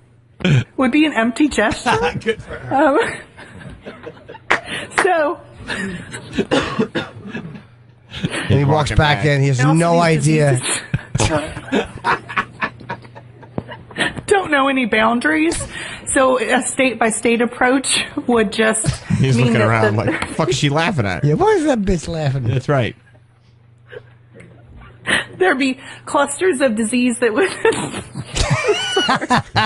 would go across the border. Anyways, I'm going to stop talking now and ask that you give this serious consideration and approve this resolution. What do we got? We have a motion? Oh my God, that's great. We'll put it on our Facebook page and our Twitter If account. he farted, that would have been probably the greatest clip ever. Oh God, I'm so happy that she went with him. Was huh? If he farted, that's Naked Gun. Frank Drebin did the same exact thing, and then he had a big fart at the end as he walked back out on the stage. Oh, I didn't remember that. All right, I can't hear you, Rock. Your voice is going. It's a little weak. Say something. Say something. Talking to old Frank. Say something. Hi, Jim. How are you? I'm okay. We got to take a short break. We got Greg Proops. I see him in the lobby, and we got to get him right in just because I think we have to be out of here right at 10:30 in this that's right. weird temporary studio that we're in for a couple weeks while they rebuild our old studio. It's looking good so far, too. Happy. All right, Greg Proops next. Stay there. More with Opie and Jim. After this. We're back. With Opie and Jim. And Greg Proops. Good morning, Greg. Oh, Opie, how are you, baby? It's been a while. Right on. It's Yeah, been I know, a that's while. Montreal, I think. Montreal. That was a clusterfuck. So wasn't it? I don't know. It was weird. I go back to that day. There was like 2 days there, and it was like too many comics on a couch. Everyone was being polite. Surely not in Montreal. I didn't like it. I like hanging out with you, but I didn't like that one. It was just weird. It's a bit of a cavalry charge when you get 100 comics in a room. Yeah, and I don't know. Yeah, exactly. You nailed it. The smartest book in the world. Congratulations! It's your first book, Thank right? you. It is. Yeah, I just learned to read, so it's awesome to be able to write one right away. Actually, I'm surprised you haven't written a book before, sir. I am too, and disappointed in myself. But now we try to let that go and focus on the book that I have written. Because you know a lot of words. I do. I know all of them. You know a lot of words, if not all of them. So I assume someone like that has been writing books their entire life. Now, you would have thought I would, but I've just been too lazy, man. Hello, Hi, Greg. Jim. How are you, baby? Buddy? Good to see you, man. A fucking trek around this building now with everything. I know. Isn't it? Our studio is being remodeled. We're in here. It's strange. We got this thing that goes up and down. The mics don't sound quite right, but whatever. We're trying to make the best of it. Yeah. So whenever I leave to go down and do my Boneyard show, it's literally should be a 5-second walk back to the studio. It's endless. It's a maze because you're not used to. But now you need a Sherpa and stuff. From one place to the other. How happy are you to have this completed? Oh man, dude, you've written books like you think, oh, I'll just write it. And then like, oh my God, it took like 2 years. So I'm happy. Yeah. Of course I want to rewrite it immediately. Yeah. But don't you like the editing? Like I like the editing process of a book because you get to, it's like with stand up, you say it and it's like, that's it. But with editing, you can read over it and go over it and change this and change. I love doing that for a book. Yeah, I just wish I'd done more. Really? Well, no, now that I look at it, I know I'm happy with it. I think it's funny and everything, but yeah, it's such a long process. And of course, I'm sure you were too. I was on the road the whole time when the editing came. So you get this giant manuscript and you're like, oh my God. Sometimes I just look at the book and we'd square off and stare at each other, Right. I'm not going to get to you today. Yeah. I'm going to go do something else. How much did you have to edit out from what you handed in? A lot. I mean, there was a couple chapters that were Leviathan that had to be cut down, which I understand because, you want people to like the book and not be like, I'm dying of exhaustion halfway through a chapter or whatever. And it's based on your podcast, right? It is. It's all the stuff I talk about in my podcast. So it's no like personal stories or any of that jazz. Right. So what are some of the topics you tackle in the book? Drugs, vodka, baseball, Negro Leagues, there's poetry, for goodness sakes. How to steal art. That's probably my favorite chapter. Really? Why? Why would you want to steal art, Greg? Well, I think it's fun. I don't advise anyone to steal art unless you can have a foolproof plan, in which case meet me outside. I'm in the van. I answer to Miguel. Have you stolen art? I haven't, no, but it came to me while my wife and I were in Paris at this museum, and we were looking at these Monets, and there was an open window, and it went right down to the parking lot. And I was like, you know what? I'm going to throw an epileptic seizure here, and you chuck that Monet out the window, and one of our Confederates will pull up in a Renault, and we'll have this. Because that's how most art is stolen. Like, they've stolen Edvard Munch's The Scream like 50 times, right? We talked about The Scream earlier when Maron was in. Where is that painting? It's in Oslo, Norway, in a giant Munch museum. But people just go in, grab it, and go ass over tea kettle out the door with it. That's how they do it. There's no plan. You know what I mean? There's no grand. It's not like the old 60s movies where you have to slide under a laser and stuff. People literally walk in, pull it off the wall, and just run. Yeah. We call it the run for freedom. Yeah, right? It's just, you don't know what's going to happen, but you know you have a shot at being free. Right. 100 years ago, a guy stole the Mona Lisa. He was a worker at the Louvre, and he went in his coveralls, ripped it off the wall, rolled it up, stuck it in his coveralls, and walked out with it. And it was gone for like 2 years. See, you know why that's brilliant? Most people would feel like they have to like take it in the frame. Right. But that guy's like, oh my God, all I have to do is I got a razor blade, and all I have to do is get the painting out and roll it up. No one will fucking know. When was this? Oh, I don't know. It's a famous the date's story. in the book there, but it's like, it's from, I think it was like the 20s.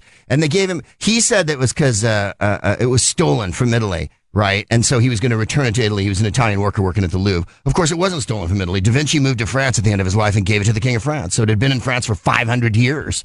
So was it, did it get damaged? Yeah, it was. Did he damage it at all? A little bit, but they were able to put it back up. And when you go, if you've ever seen it, it's dinky. Tiny. I heard it's small. dinky. When you get there, you're like, oh my God, I didn't realize how small it was. I saw the Mona Lisa. I'm trying to remember. They either had it in New York or maybe Boston for a little while. And Greg's absolutely right. I was surprised. It's bulletproof glass too, right? Right. It's under glass. You can't, if you take a picture, it flashes back and everybody takes pictures of it. And you're like, you're taking a picture of a mirror. You know, What do you think? Why don't you buy a postcard? What do you think it is? Like it's about yay. It's about a sheet of paper. That's the size of a New York Post. Bigger than, Maybe. it's about yay big. Okay. Whereas the Last Supper is the size of a movie screen. When you go to see that, it's like Where's a whole that? wall. That's in Milan in a cathedral.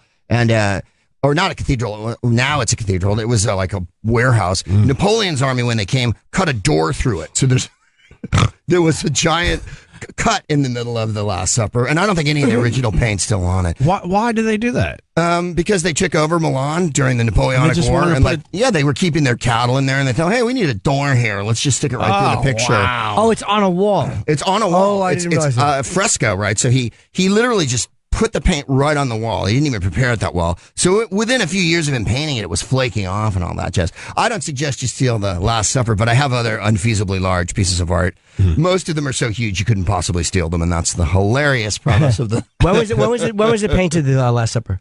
The Last Supper? Yeah. In Milan. No. When? When? Oh, I would say the late 1400s, probably early 1500s. I was going to go 15, 16. And when did Napoleon do it? For some reason, Napoleon came in like 1814. Oh, okay, so it was there for a couple hundred years before he fucked it up. Oh, yeah. What a dick. Well, they've redone it, and it's been repainted, and it's beautiful now. And but like when you go in, you can't. It's like going into a small movie theater. You can't believe how fucking big it is. And then the table sort of splits it, so their legs and their feet are half the painting because you're on the floor. It's up above you.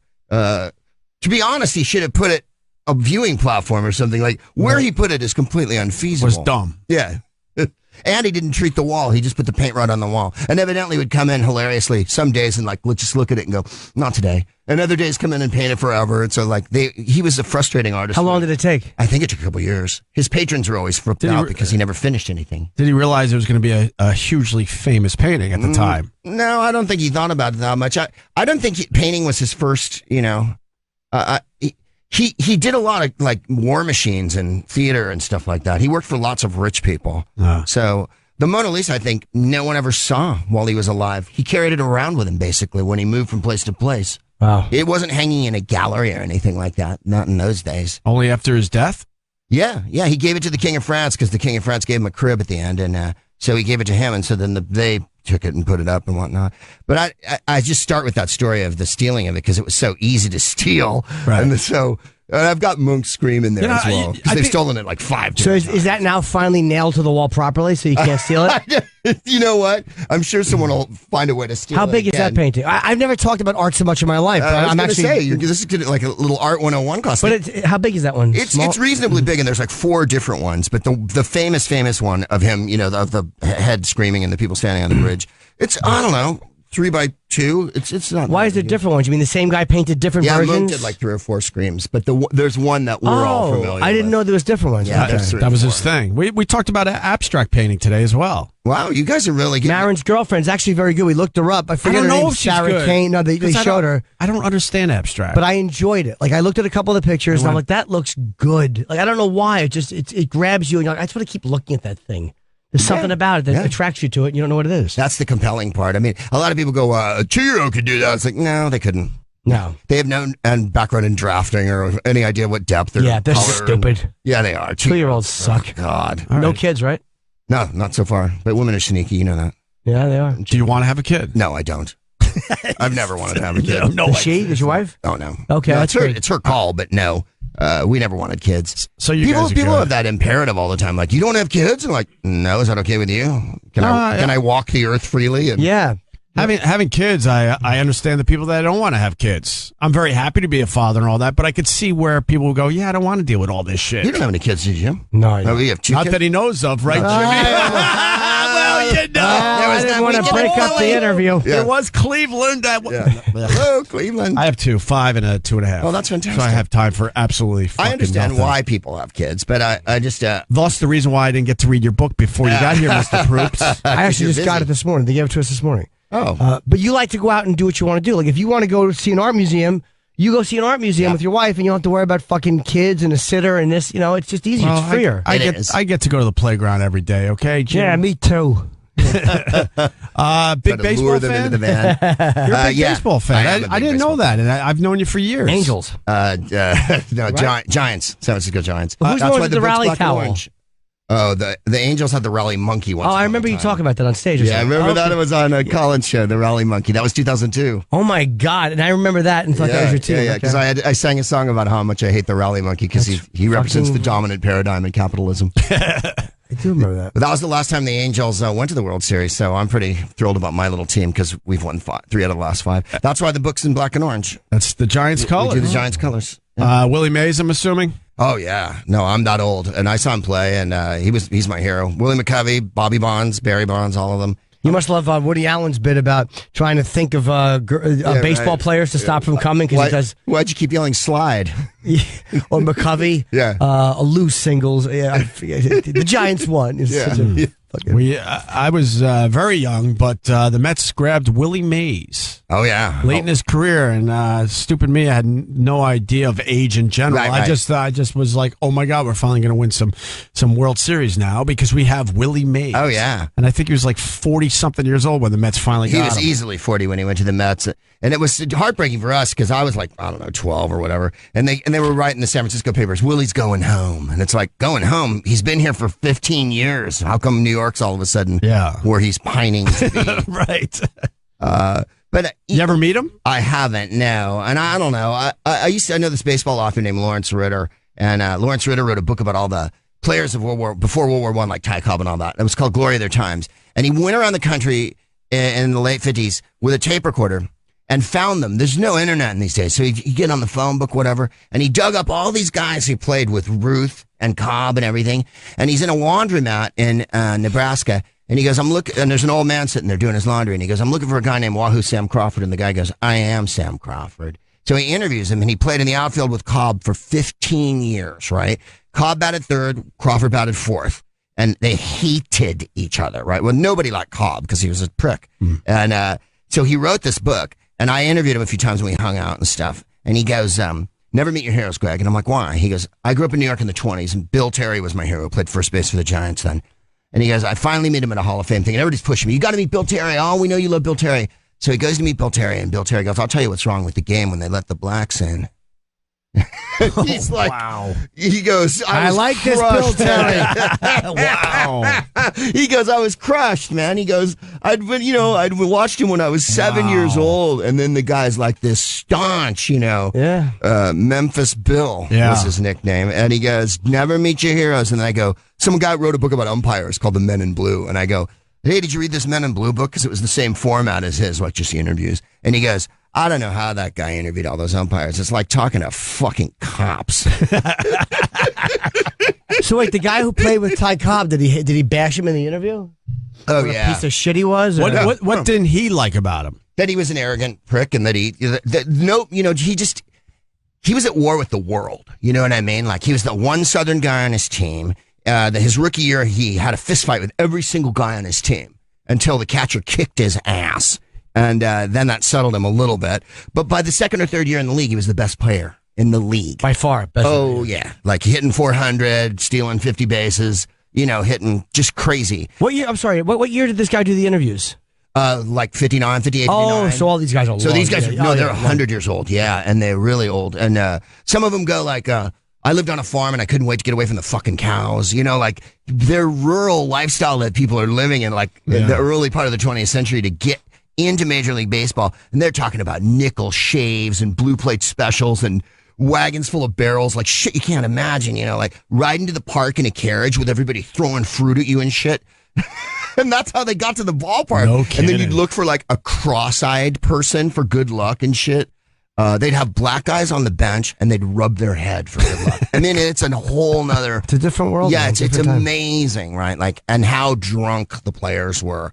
Like, people talk about steroids and shit. 100 years ago, players were openly drunk on the field. And they served beer in bottles, and the fans would fucking throw bottles at the players. Games would be stopped. The World Series, the first World Series, like the fans went on the field and fought the players many times. What year was that? 1903. So the cops are wearing those fucking Yeah. Keystone Cop hats, you know, with the things and beating on fans and like. That sounds like a great time to be watching baseball. It is. It's amazing. Like, you know, and then Ladies' Day or whatever. So you see the pictures of the fans. It's 5 million guys with derby hats on. Yeah, and suits, right? They wear and jackets. suits, yeah. And then How in the summertime, uncomfortable. it's 5 million guys with straw hats on, Yeah. right? 'Cause when the seasons change. And then when the game was over, they'd all throw their hats on the field and shit. And, yeah, there was mad brawling. And Buy stock in Coke, Stumpy. It's going into cans. That's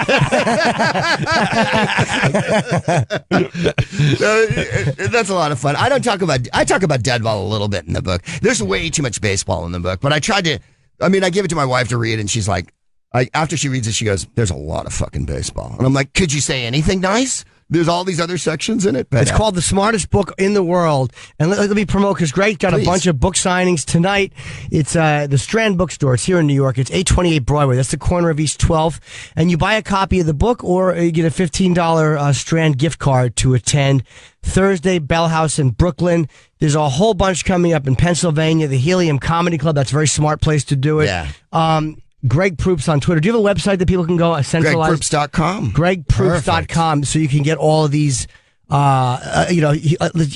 in Florida, you got them in Portland, Seattle, San Francisco, of course, Chicago, LA, San Diego. So all these locations, go to Greg's website. And when did it actually come out? Comes out today, baby. Oh, today. That's right. It's a Tuesday. So you're very excited. Yeah, this is our first show to promote it on the day it comes out. So I am very excited. Do you talk about pot? I do. There's a chapter on drugs. There's a chapter on vodka, my favorite drink, and recipes on vodka drinks, all of which are just simply vodka. Yeah. What's your favorite vodka these days? I don't care. I'm pretty slutty. Do it come in a bottle is my only question. Oh, really? Yeah. Oh, good for you. I'm not one of those fancy types. Yeah. I mean, really, after the second one. Doesn't matter. Right? I mean, you know what I mean? It's like when there's dope connoisseurs and they're like, well, this is a Bubba Kush and it comes from a strain that's purple. And you're like, you know what? Am I high or what? Yeah. Like, I don't have time to like break it down that much. This isn't fine wine. Do you smoke? I do. Yeah. What do you like better, the pot or the vodka? I like to combine them both and then go on stage and see what happens.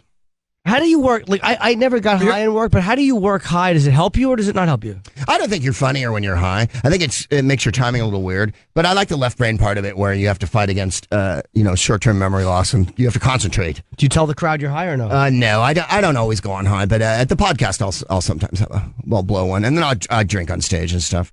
But you're one of the guys that whole argument. I mean, like, does it make you funnier? I don't think it makes you funnier. I don't think anything makes you funnier except trying to be funnier. Right. Well, but a lot of that stuff can make a comic not as funny. Right. You're one of the rare exceptions because a lot of most of you guys are sober, man, or you're certainly not drinking on stage. The only thing I think you do to help make you funnier is if you're at that point where it's just lowering your inhibitions a bit and you're going into areas you might normally not go into, or you're flying a little bit looser. Sometimes that of your natural comic wit that can probably help you there. The truth is, one drink probably doesn't hurt at all. One drink lowers your inhibitions just enough and puts you slightly. It's after 6 drinks that you're an animal on stage. Yeah. And the other thing is, you don't want to be more fucked up than the audience. You want to be ahead of them all the time. And as soon as you're not ahead of them and someone gets ahead of you and you know you're too high and they're like, hey, that was shitty. And you're like, oh fuck. I hate when they're Have you had that? me. Occasionally. Yeah. Years ago in San Francisco, I went on and I remember the next day someone wrote, when Greg walked on, my liver hurt.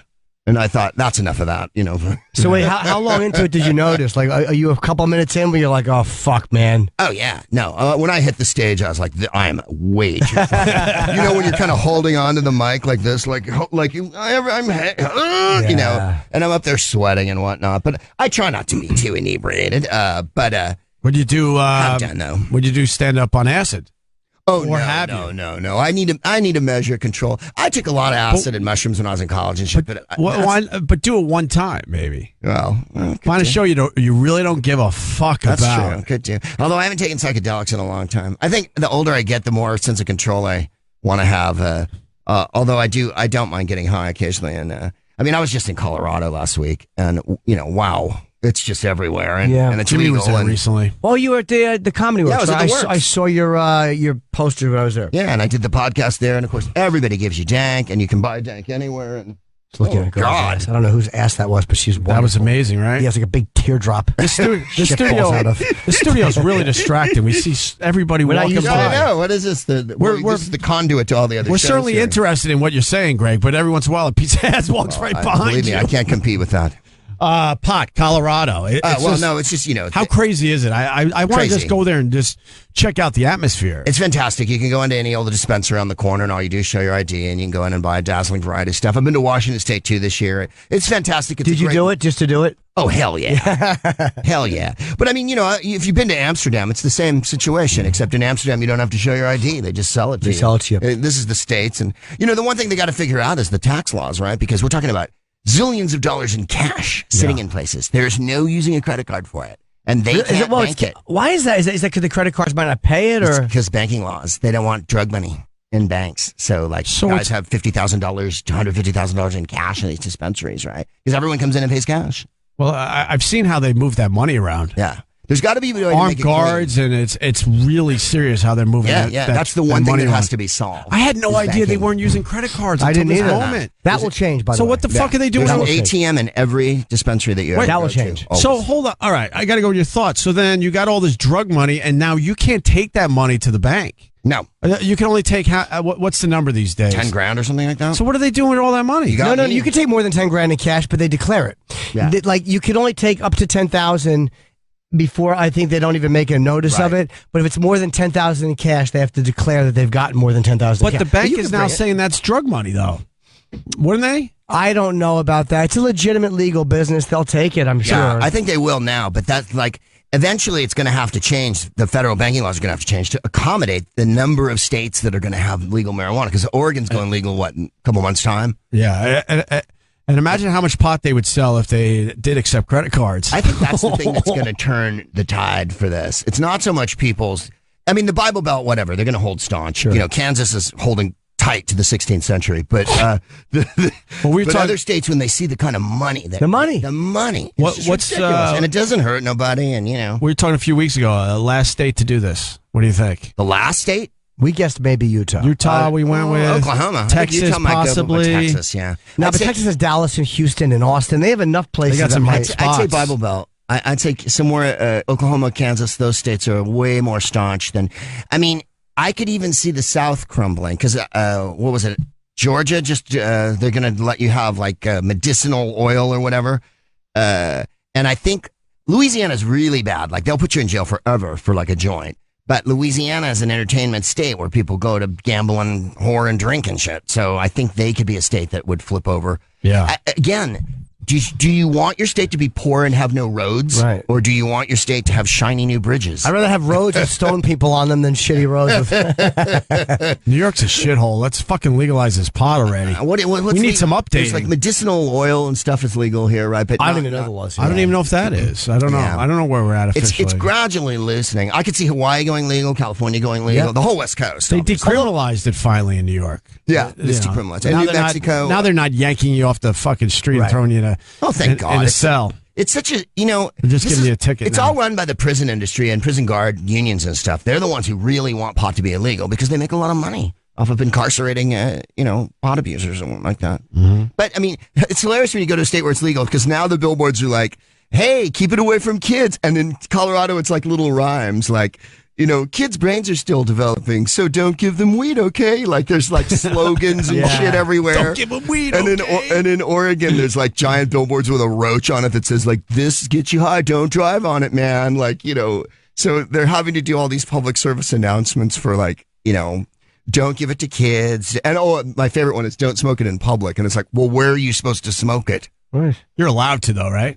Not technically, but they're not busting anybody. If you've ever been to Hawaii or something like that, it falls on you, What actually pushed it? What do you think was that pushed it into being legal? Like, for years they talked about it, and then something turned. What was it that turned that actually all of a sudden, like, this is actually happening? To make it legal? Yeah. I think it was the medicinal thing, like 20 years ago when California and those states started to, and Washington, Oregon, started to allow cancer and AIDS patients to use it, and then you were issued a card, and then it became more of a state-sanctioned thing. Okay. The problem was no one knows how to deal with this. Like in Washington State, it took an extra year to roll it out because they gave it to the alcohol board, and those people were like, well, what do we do with pot? So they had to bring in growers and consult with them who were like, this is how we distribute it, and this is how we grow it. Like, they gave it to people who hadn't the slightest idea of what to do. And people who were competing with it. That's the competition. You have to buy a franchise so you can sell it at your thing and Why would an alcohol company help you out with that? Of course they don't want that. And you wait for Budweiser to get involved.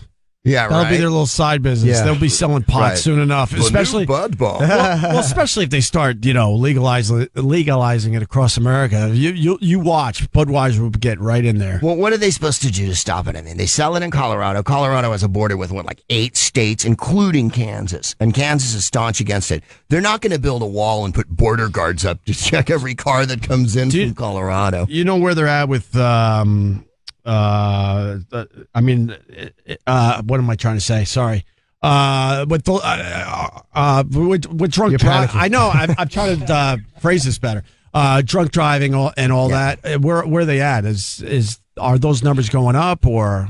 I think they're going down. I mean, in the states. But do you know for sure? I mean, in the states with the pot, it has gone down. Yeah, because people would rather get high and cool out. So like drunk driving is down and domestic abuse and all those type of crimes. Well, I mean, I'm not saying pot's a miracle or anything, and I think Rastas and gangsters have proven that you can be high and still shoot people in the head. Yeah, it didn't stop the Jamaicans from behaving naughtily. I was going to say, it's certainly, and the idea that everyone who smokes pot's cool is ridiculous. Yeah. That's like saying, everyone who likes the color blue is neat. Yeah, that doesn't work. But I guess people were worried that crime would go up. That was the question, really. And you think it's actually going down? I think that taking it away from drug gangs and cartels is the best. Sure thing to helps. do. In Colorado and those places, you have to be a local grower. You have to grow in the state. They're not allowed to bring it in from other places, which cuts out the Mexican gangs, and then that makes it a safer, environment and whatnot. Seems pretty smart to me. If you've ever been to Northern California, way up north, Arcata, Eureka,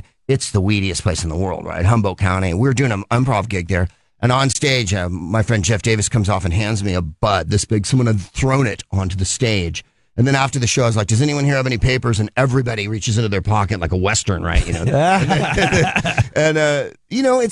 that town of Arcata, they've made city laws. There's no McDonald's, no Starbucks. So it's like going back a million years. Little town square. All these little bars that look like the Wild West and whatnot, and all these $150,000 cars parked in Denver, in California. Oh, sorry, because it's all growers, or people who work for growers. So it's like Beamer, Mercedes, and the town looks like it's all pop. So good for them. Yeah, I think it's a better atmosphere. I mean, would you rather walk through a gauntlet of stone people or a gauntlet of fucking aggressive drunks? Absolutely. Or have them at your show, Drunk people lose their inhibitions. They start talking to themselves. And it brings out anger sometimes. No one's high and angry. No, the fury of alcohol is really wild. Yeah. People get drunk and they're like, fuck you on stage. And you're like, really, dude? He's a bad drunk. You never hear anyone say, he's a bad high. Yeah. It's always he's a bad drunk. Yeah, the guy, but very rarely you hear about someone getting stoned and behaving like a dick. A room full of stoners every single time. Absolutely, every time. And when we were in Rochester, that whole room, they were all drunk. It was driving me They're a bit nuts. chatty. That's what happens as they start talking. And bumpy, like they can't figure out how to walk by you anymore without like a shoulder into your chest. I'm like, dude, you had plenty of room that way. What are you doing? Well, they lose their sense of... Also, they give voice to their inner monologue. You'd be playing of drunks and all of a sudden they're like, it's funny. Yeah. You're talking. Yeah. Do you understand that you're saying what you're thinking now? You've lost that ability to contain yourself and edit yourself because you're so drunk. Your inhibitions are gone. And then I can fight any mite in the house. I'm not that kind of drunk. If I get drunk, I'm the horrible, oh, you guys are great. I love you. Yeah. I never. You're I'm pleasant never, drunk. Right. I'm not the one who like, what the fuck are you looking at, dick nose? But You're uncomfortable, arm around the shoulder guy. You're fucking great, Jim. I never told you this, but if you were a girl, I'd flip you over like a pancake and butter you. You're sentimental too, I bet, right? When I'm drunk, it's horrible. I get a little Irish. Greg, it has nothing to do with you. We have to be out of the studio at a specific By time. 10:30 because this is not our studio. Okay. It's not our studio. It's the only reason I'm cutting this short. I had a million other things I wanted to talk to you about. I just appreciate you guys having me on, man. It's nice to see you. You're going to have to come back soon for a longer interview. But we're very happy for you. The smartest book in the world is out today. I think it's going to be a great read. I really do. Thank you. It's baseball. It's pot. Let's music, stealing there's art. Funk music, art. What kind of music do you talk in here? I talk about the Ohio Players and Sly and the Family Stone, the Ramones, all different genres and stuff like punk that. action too. Yeah, Nice. yeah. It's just junk. Like I say, it's everything I talk about on my podcast. So it's basically shit I like, and telling you that you should like it too. Perfect. And if you don't, never mind. Okay, Jimmy, buy the book anyway. I have only my plugs. Just go to my website. Borgata coming up, and I'm doing a benefit. Albuquerque, New Mexico. My first time there, July the 18th. Tickets went on sale yesterday. It's for for people who have substance abuse problems, and it's at whatever the fucking place is, National Hispanic Cultural Center. Huh? Never been there. Me neither. That's why I took the gig. A, it's a good cause, and B, I wanted to go to New Mexico. And I have Minneapolis and Detroit coming up, and a whole bunch of other shit that I got to announce. JimNorton.com, GregProops.com. He's going to be signing this book all over the country in the coming couple of weeks. And tonight at the Strand if you're in New York. Nice. There you go. Thank you, Greg. We'll see you soon. Thanks, Opie. Thanks, Jim. All right. Greg Proops. Today's show will be